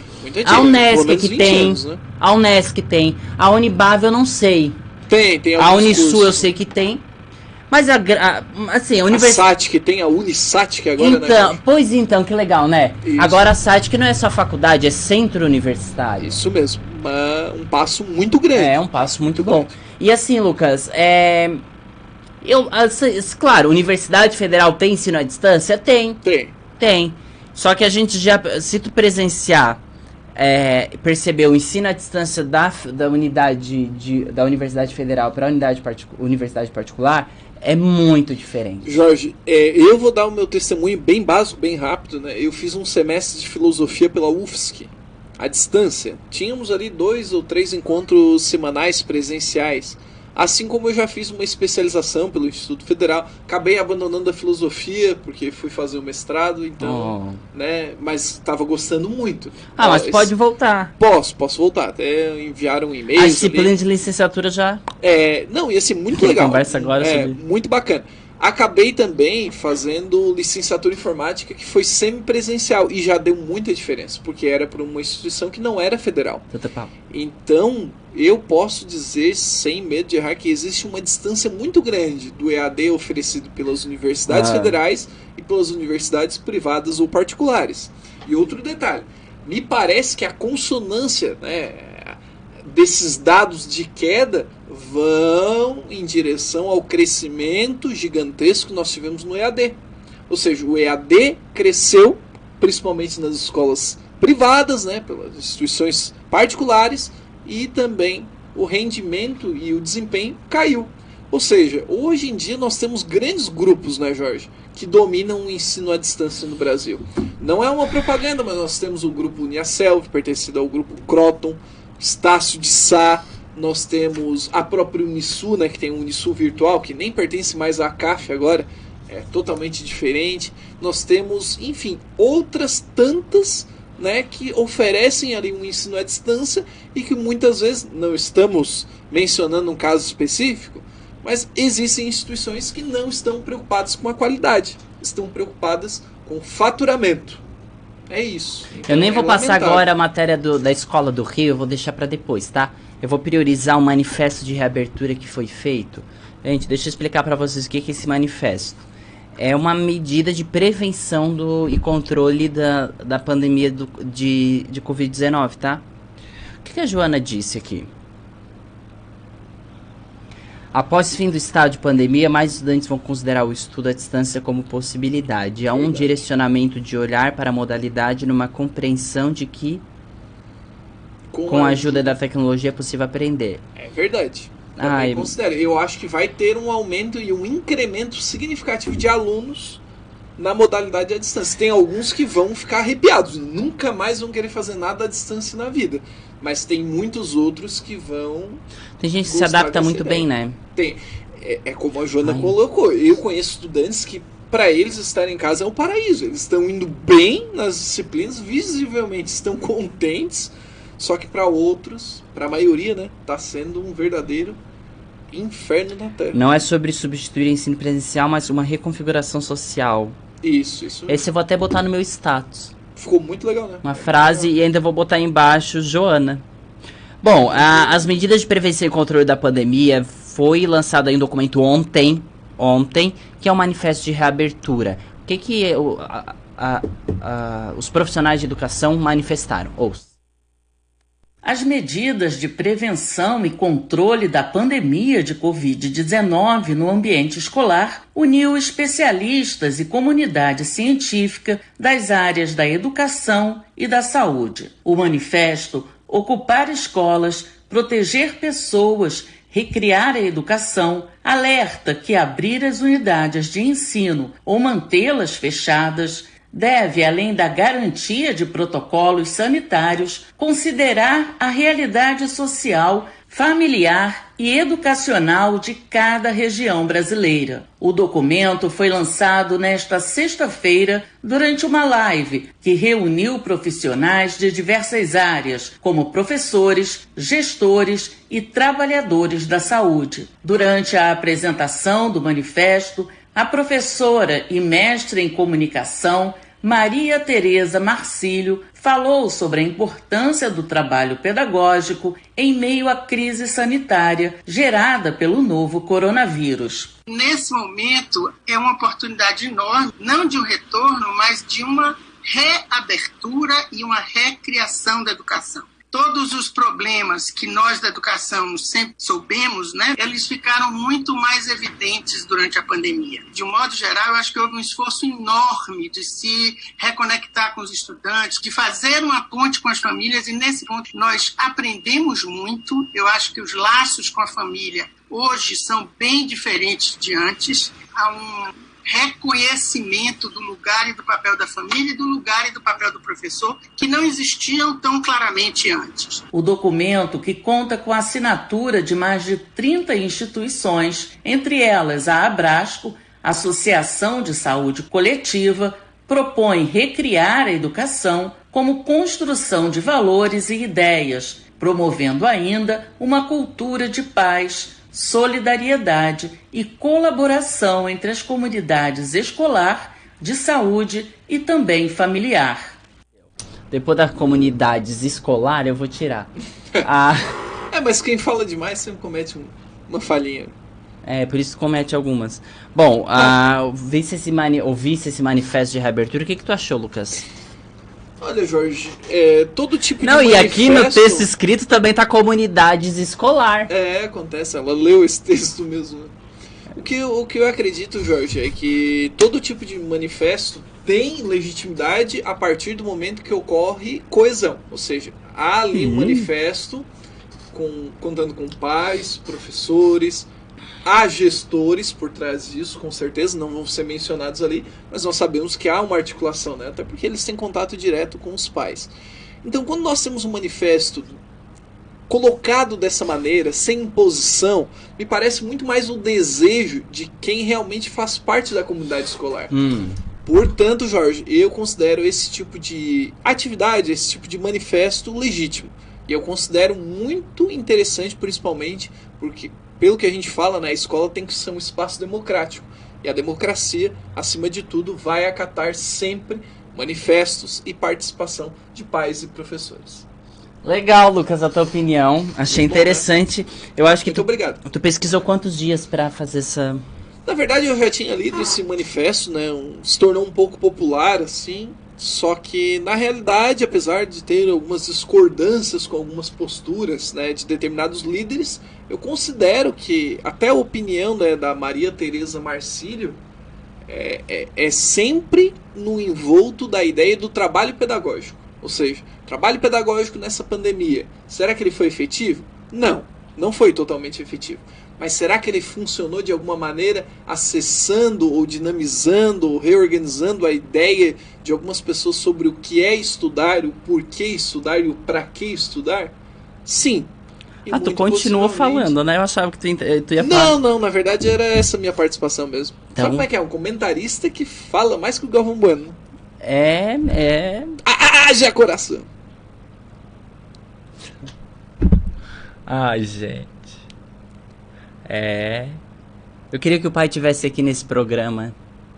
Eu ficaria animado para discutir os assuntos. Ele? Com certeza. Ele já ia ter mandado a gente calar a boca umas 6 vezes. Mas, Jorge, não podemos esquecer da dinâmica legal que é o Educação em Ação. A dinâmica não tem igual. Não tem no Brasil. Não tem na Finlândia. Envolvente. Finlândia é fria.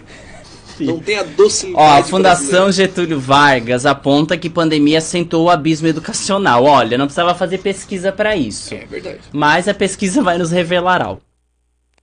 Adolescentes de 16 e 17 anos das classes A e B estudam 64% mais horas do que aqueles da camada E, que são os mais pobres. É o que aponta uma pesquisa da FGV, Fundação Getúlio Vargas, divulgada nesta quarta-feira.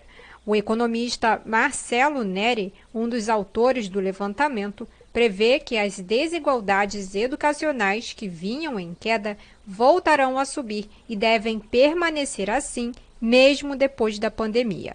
Na sua avaliação, esse quadro vai se refletir no mercado de trabalho, especialmente para a população entre 15 e 24 anos de idade.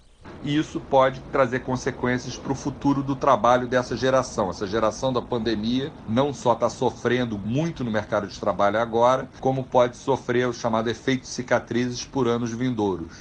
Então essa é a palavra de alerta para as políticas públicas, principalmente jovens ligados a serviços, comércio, a setores inovadores. Eles são particularmente sensíveis aos efeitos da pandemia.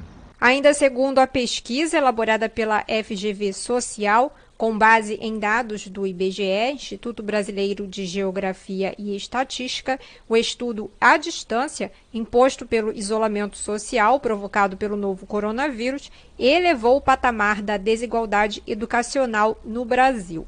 De acordo com a sondagem, os alunos mais ricos passam, em média, cerca de 3 horas e 20 minutos assistindo aulas à distância ou realizando atividades escolares. Já na classe C, o tempo de estudo cai para 2 horas e 21 minutos. Quando avaliado o tempo dedicado pelos estudantes mais pobres das classes D e E, esta média é de 2 horas e 2 minutos. Entre os que possuem de 6 a 15 anos, os jovens da classe A estudaram cerca de 3 horas e 11 minutos por dia ao longo de agosto.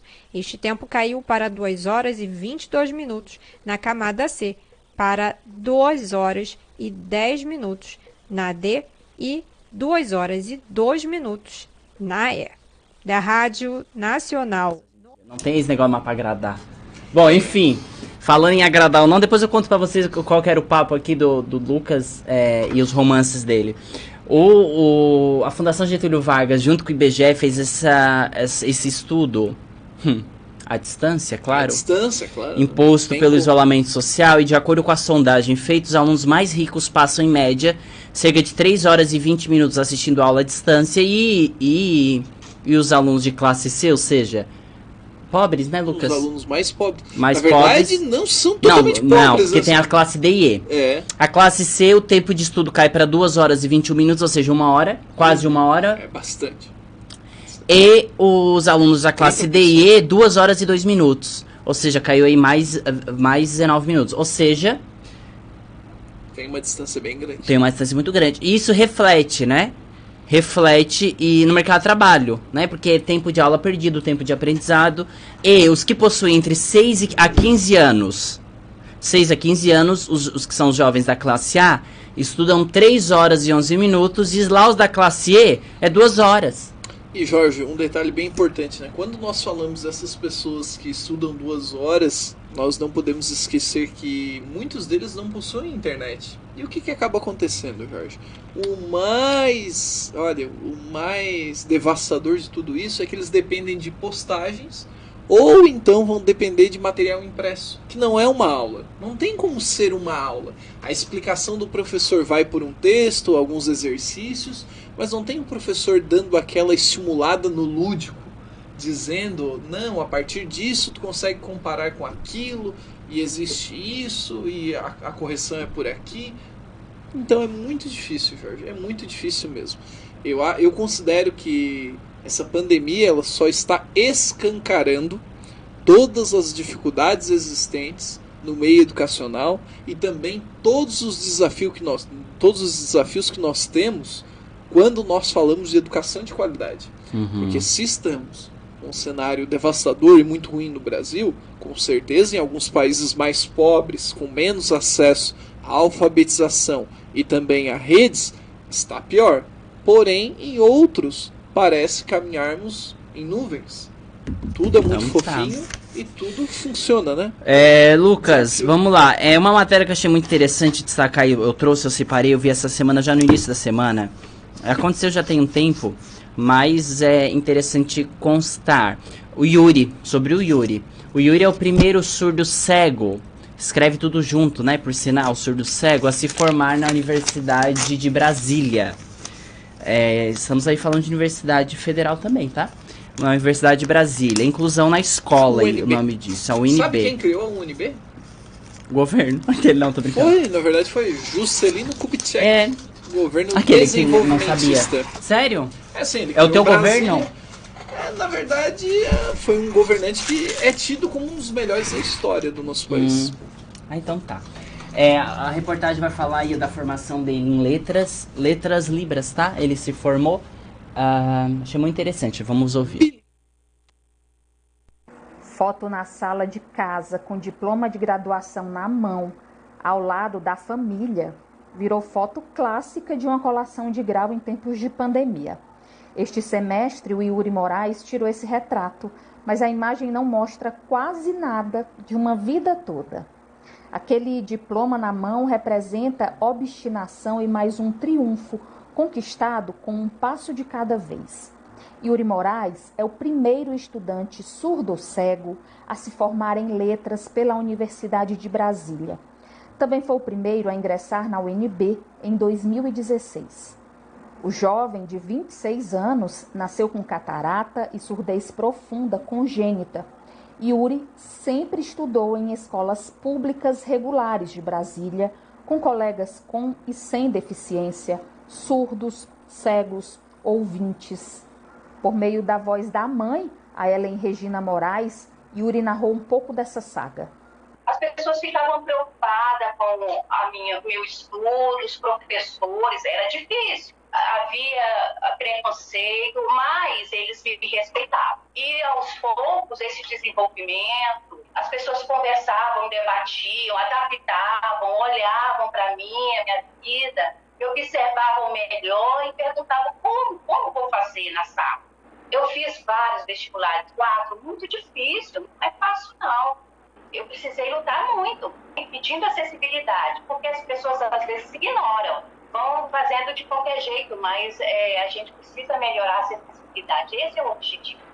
Para ele, ter pessoas com deficiência estudando em escolas regulares força as instituições a promoverem políticas de acessibilidade e inclusão. A diretora do Instituto de Letras da UNB, Rosana Rigota, relata que os desafios foram muitos, para ele e para a universidade. foi o nosso primeiro estudante surdo-cego e, portanto, toda uma série de adaptações institucionais foram necessárias para recebê-lo e acompanhá-lo. A instituição conseguiu prover, pouco a pouco, essas condições acadêmicas e condições de infraestrutura necessárias. Evidentemente que os desafios pedagógicos e administrativos são enormes. O IURI nos fez aprender muito e, sem dúvida nenhuma, que o IURI abre caminhos para outros estudantes surdos-cegos e para a verdadeira inclusão da pessoa com deficiência no ensino superior, em particular na Universidade de Brasília. Yuri se formou em licenciatura em Língua de Sinais Brasileira e Português como segunda língua. Cerca de 30 surdos e 3 deles surdo-cegos estudam atualmente no Instituto de Letras da UNB. Segundo a presidente do Grupo Brasil de Apoio ao Surdo-Cego e ao Múltiplo Deficiente Sensorial, Cláudia Sofia Pereira, há pelo menos 7 mil estudantes com essa deficiência estudando no Brasil. Eles conseguem estudar a partir do momento que eles têm um guia-intérprete, que é um profissional, que são nossos olhos, nossos ouvidos. E desde que ele tenha uma forma de comunicação diferenciada, ele pode estudar. Já tem muitos surdos cegos que conseguiram fazer faculdade, estão fazendo mestrado, doutorado. Isso é importante que as pessoas, a sociedade, reconheça que existe mais um indivíduo. Porque às vezes as pessoas não se colocam no lugar do outro. O Yuri não pretende parar. Dar aulas, fazer mestrado e doutorado estão nos planos do jovem, que disse nunca, quando foi questionado se alguma vez pensou em desistir. Com produção de Renato. Lucas, o Yuri é um exemplo muito grande para a educação de um triunfo, né? Porque pensa, muitas vezes a gente, em cidades pequenas como a nossa, aqui ou aqui Cocal, quando vê um aluno que é surdo, um aluno cego, um aluno ou com surdo-cegueira, ou com múltiplas deficiências, né? Enfim. E às vezes falta acreditar, né? Num aluno, no potencial dele. E o primeiro surdo-cego do Brasil a se formar no ensino superior é uma vitória muito grande, né? Durante muito tempo a gente já vê aí surdos se formando em ensino superior, né? Mas talvez as cidades pequenas como Criciúma, cidades que saem da capital, devem aprender desses exemplos e investir na educação desses jovens, dessas crianças. Porque eles têm sim capacidade intelectual para conseguir se formar, para conseguir trabalhar, mas às vezes a gente tem medo do que é diferente, né? Isso é um erro, não está naquela pessoa que é deficiente, mas está em nós, no nosso olhar que temos para ela. Por isso que quando a gente fala agora aí de surdo-cegueira, é um desafio muito grande para o profissional de educação trabalhar, a gente sabe. Mas olha só como um trabalho bem feito modifica a vida dele e da família. É verdade. Porque, pensa, Lucas, como a habilidade dele intelectual evoluiu, a habilidade dele comunicativa, né? E eu acho bacana a mãe dele.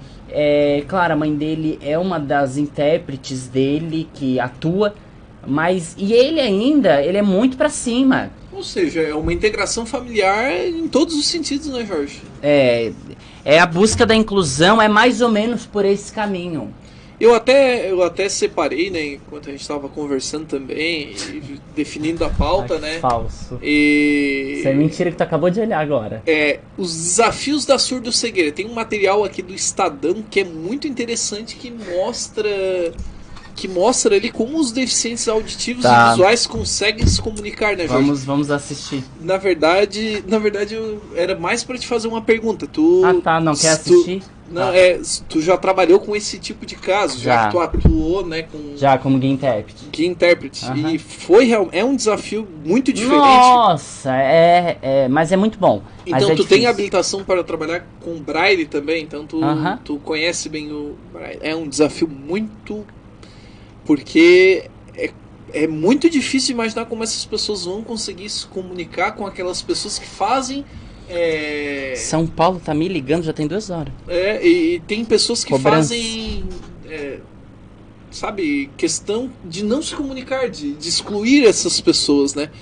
E vendo esse material do Estadão ali, é interessante porque é uma parcela da nossa população. Não são poucas pessoas que são surdo-cegas no Brasil, né? Nós temos bastante pessoas mesmo. A gente presenciou essa semana, ontem, a gente assistiu. Tu assistiu a live do impeachment? Assisti. Não tudo, porque demorou bastante. Só o Kennedy Nunes, ele levou 2 horas para emitir um voto. Então, nós tivemos uma votação... O que tu achou? 6-4. Eu achei o seguinte, Jorge. Nós tínhamos 5 desembargadores e 5 representantes da LESC. Explicando para quem está em casa, né? 5 representantes são deputados. Tivemos algumas lideranças bem conhecidas, como o Kennedy Nunes, como o sargento do PSL, né? O sargento Lima. Também tivemos a participação do Vampiro, o deputado estadual aqui da nossa região, né? Foi vereador aqui, né? Não sei, foi? Eu sei que ele é deputado estadual. Não. Acho que o reduto dele é em Criciúma mesmo, mas também com certeza pega muito votos aqui. E no final das contas nós tivemos uma votação de 6-4. Isso acarretou uma votação dividida também. E a Daniela é a nossa nova governadora. A Daniela não foi afastada. Quem foi afastado por 180 dias foi o governador Carlos Moisés. Carlos Moisés é o governador, até então era o nosso governador em exercício, ele fica fora. Só que nós tivemos ali, Jorge, um impeachment falho. Por quê? Na verdade precisavam de 7 votos para que Carlos Moisés fosse afastado em definitivo. E nesses 180 dias deve aparecer alguma mudança para que ele ocorra e seja afastado em definitivo. Se algum ouvinte tiver alguma informação mais precisa, creio eu que me informei bem sobre esse tema. O que acontece? Carlos Moisés recebeu 4 votos técnicos dos desembargadores para não admitir esse impeachment. Quem votou pelo impeachment do nosso governador foram 5 deputados mais 1 desembargador. Tu concorda com o impeachment? Não concordo, principalmente pela leitura técnica feita pelos desembargadores. Se os desembargadores tivessem efetivado uma leitura técnica, colocando realmente que o impeachment era real e necessário para esse momento, com certeza apoiaria. Mas eu vou pelo voto técnico. O voto técnico foi 4-1. O voto pessoal e voto político foi 5-0. Na verdade, 4,5 a meio, né? Porque a Daniela acabou escapando e não vai ocorrer uma cassação de chapa. Até agora, né? Nesse primeiro momento, né? Nós temos ainda dos respiradores, que a Daniela também não participa. Eu tô falando Daniela toda hora, a Daniela é a nossa vice-governadora. Tá bom. Eu não concordo. E você, Jorge? Espera o impeachment? Eu acho que já era para ter acontecido há muito tempo. Na realidade, ele não tem capacitação nenhuma para governar. Ele caiu de paraquedas do governo. Mas ele era apoiado pelo mito. Por isso que deu isso aí, ó. Olha só, hein? A gente viu já a merda que deu no Rio de Janeiro. O Witzel tá afastado, de fato. O Witzel foi goleado, né? Na admissibilidade. Então, diferente do Carlos Moisés, foi uma reversão, Jorge, muito grande de bastidor, tá? Todo mundo imaginava. Claro, como os deputados votam... desculpa, Lucas, mas são 33 milhões de reais os respiradores. Né? Na verdade, não foi julgado esse processo, não, tá? O impeachment não tem nada a ver com esse processo. Não, esse do respiradores é o segundo. Na verdade, esse é por um aumento dado aos servidores pra te ver que situação precária ao direito de que o governo de Santa Catarina se encontra. O impeachment não é nem por causa do respirador, não chegou nem lá. E os respiradores provavelmente não seriam equivalentes aí para provocar um impeachment. A tentativa é a partir desse primeiro momento. Mas o impeachment por roubo está sendo cogitado, né? Está sendo cogitado. Eu acredito, sinceramente, que... porque o nome eles não falam roubo, como que é? É o nome mais bonitinho. Desvio ativo. Mas o que eu te digo, Jorge, é que o voto político é mais aberto, mas os desembargadores, ninguém imaginava que os desembargadores... Era assim, né? Um voto de um deputado, um voto, representante político, né? E um voto do desembargador. Ficava 1-1, até chegar ali o 4-4. Aí nós tivemos mais um deputado e mais um desembargador voltou. Essa aqui eu já digo, essa aqui é outra também que não ia... a merda continua a mesma, porque ela vai fazer tudo o que ele quer. A Daniela, né? eu esqueci o nome dela. Daniela? Daniela. Se a Sem Daniela partido. saísse e entrar o Júlio... É Júlio? Júlio Garcia, que tem acusações Que gravíssimas. também seria ruim, ou seja, Santa Catarina tá no lamaçal. Isso. E muito provavelmente, Jorge, o que aconteceria... Tinha que trocar o secretário de educação, isso aí eu já tô falando faz tempo. Até o final do ano, como não venceria o segundo ano do mandato, Tem nós que trocar as teremos coordenadoras eleições. de CRE. Olha, e cuidado que o Bolsonaro tá começando a criar projeto para que diretores não sejam mais eleitos. Ou seja, partir para a democracia. Alguém indicar. Alguém Indicação. com sabedoria. Ou seja... Ah, tu tá desempregado. Ah, vem ser diretor da minha escola aqui. Tu não tem vínculo nenhum. Assim, mais ou menos? Eu vou tentar pegar um carguinho Assim. Ô, Jorge, o que tu tá fazendo? Ah, eu tô jogando videogame Sou aqui em diretor casa. lá daquela agora eu sou escola. diretor. O pessoal me odeia. Tanto faz. Tu também ia tentar pegar um carguinho. Não, assim não. A democracia é o caminho, Jorge. Não, tu Tenho tentaria. certeza que nem eu... Tentaria, se fosse convidado. Não. Iria. Não. Iria, não. Aqui ao vivo tu disse que não. Não. Aí é fácil. Nem eu digo que a eu vou. maioria dos brasileiros. Eu não vou. iria. A maioria dos brasileiros, eu sou brasileiro, iria. Ué, ia Mas mesmo. tu não é nascido na Áustria e naturalizado. Bom, Jorge, Eu mas iria. temos mais uma novidade aí, né? Um abaixo-assinado, Tomara né? que dê certo isso mesmo. Vamos ver o Pra abaixo-assinado? cortar, porque esse negócio de democracia na escola, deixa eu terminar isso aí. Deixa eu Você terminar voltou. esse ponto aí. Jorge, Esse negócio de democracia na escola não é bem democracia que acontece. É uma compração de voto que o diretor faz. É pressionado o professor em corredor de escola. E o que não vota nele depois tem uma perseguição ferrada em cima. Jorge, o pessoal tá pedindo. Temos que ter uma enquete lá no nosso Instagram. Você é a favor ou contra as eleições para diretores em escolas? Contra. Aí, vamos botar a enquete lá. A favor e contra. Vou botar. Essa semana me lembro.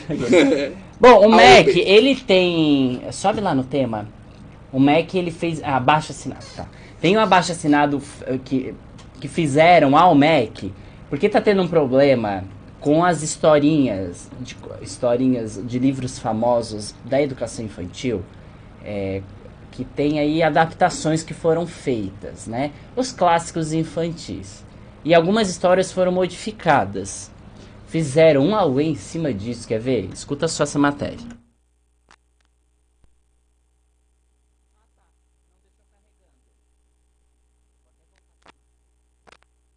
A gente vai colocar agora a matéria, o Lucas tá abrindo. É porque o Lucas ele tem a capacidade de não carregar a matéria na hora que a gente pede. E a nossa internet não tem nada de internet. Muito veloz. Não é nada de internet. A gente vai colocar agora a matéria, que ela é... A gente pegou do G1, a gente roubou, tá?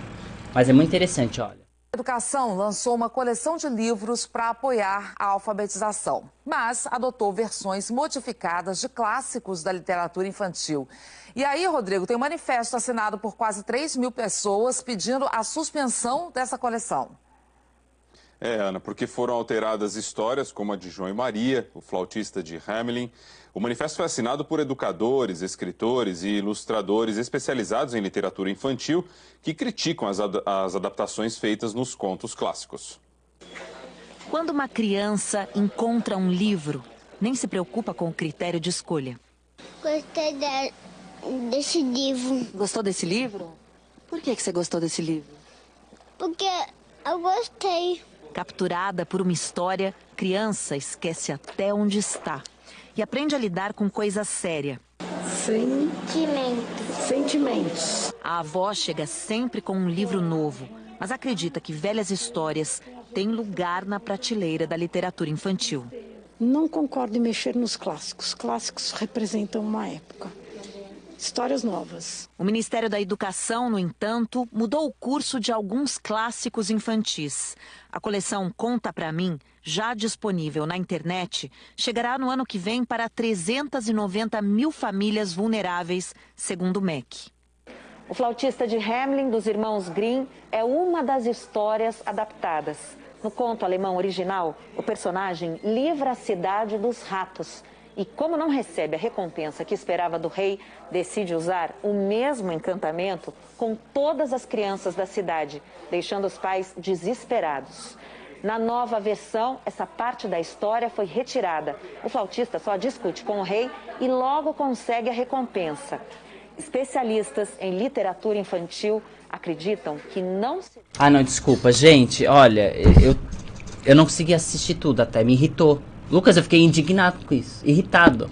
Pra que modificar o curso de uma história tão simples, uma história... Por que o MEC tá inventando de modificar história pra criança, conto infantil? João e Maria com a educação outro, né? Que tá essa merda toda e me inventa de mexer em historinha de criança. É um desperdício de tempo fenomenal. Não, pra mim pode encerrar o programa e vambora, sabe por quê? Eu achei isso aí, uma atitude, eu não vou nem chegar em retrocesso porque nunca progrediu. Pra falar em retrocesso é porque progrediu um dia, mas nunca progrediu. Não, é ridículo isso. Que pouca vergonha ter que trocar. Aí tá. Aí os bolsonaros reclamam que não pode adaptar livro, não pode ter educação sexual na escola, porque aí tá modificando a estrutura. Isso aí é o quê? Você modificar clássicos, ou seja, o pai vai contar a historinha pro filho. Ó, o João e Maria agora conhecem a bruxa. Ah, não tem bruxa, bem. Já passou pro final da história. As duas princesas se beijando no livro, eles cortam. Agora uma coisa dessa...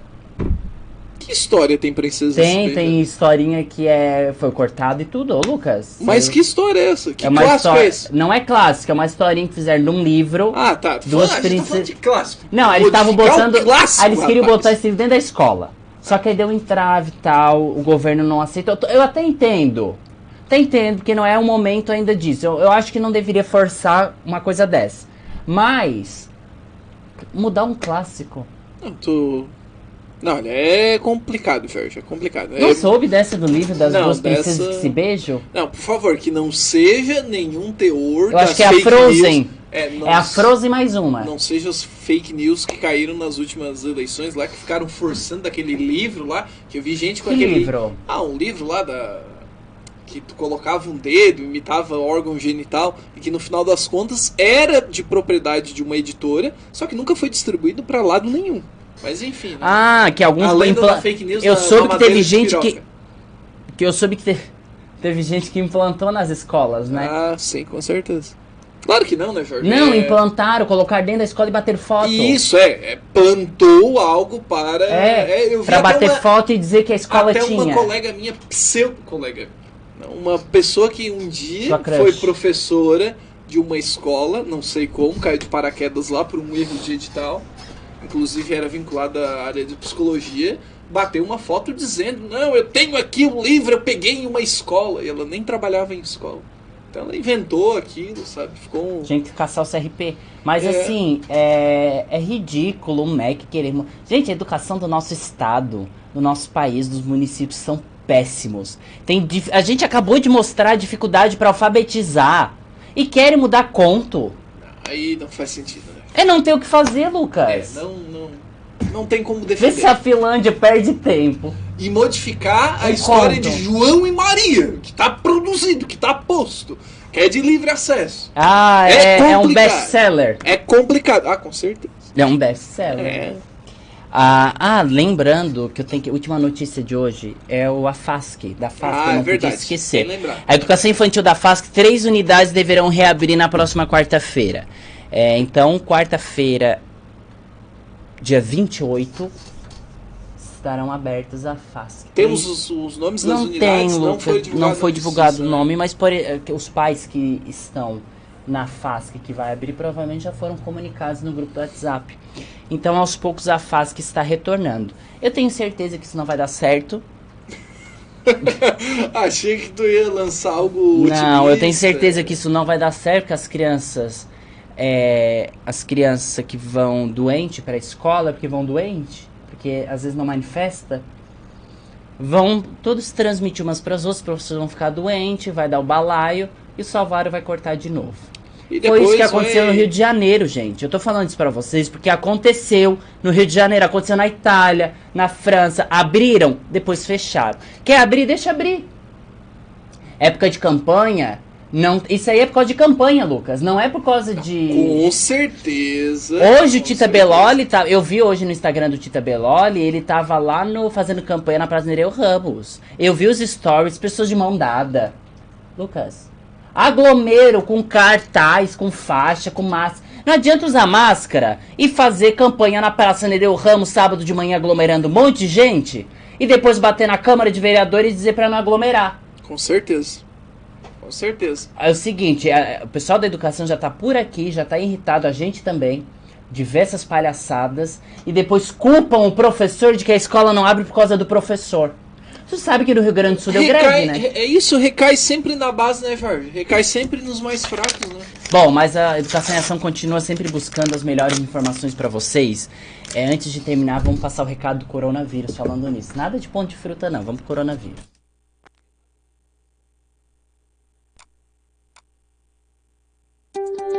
O que é importante saber sobre o coronavírus? O coronavírus ainda é uma ameaça para todos. Por isso, precisamos ficar em alerta. Cuide de sua higiene, lavando as mãos ou usando álcool em gel. Use máscara em ambientes públicos ou privados. Mantenha a distância de 1,5 metro de outras pessoas. Caso tenha sintomas como tosse, febre, dor de garganta ou dificuldade para respirar, procure imediatamente o centro de triagem ou unidade de saúde. Cocal do Sul contra o coronavírus. Secretaria Municipal de Saúde. Tá aí o recado importante que as pessoas estão esquecendo de informar, esquecendo de usar, que além da máscara e do álcool em gel, é respeito ao próximo. Então toma cuidado, tá? Com o aglomero, não é nem questão assim de vai sair, vai em algum lugar, um restaurante. Mas hoje a Nereu Ramos estava socada. E não era socada o pessoal. Tava o pessoal por causa da campanha política. Com certeza. Aí eles não podem ir pra Câmara de Vereadores, tem que ser remoto. Mas aí pra ir pra Nereu Ramos fazer campanha nos bairros sem máscara. Tem vereador que tá fazendo remoto, tem vereador ainda que tá fazendo remoto.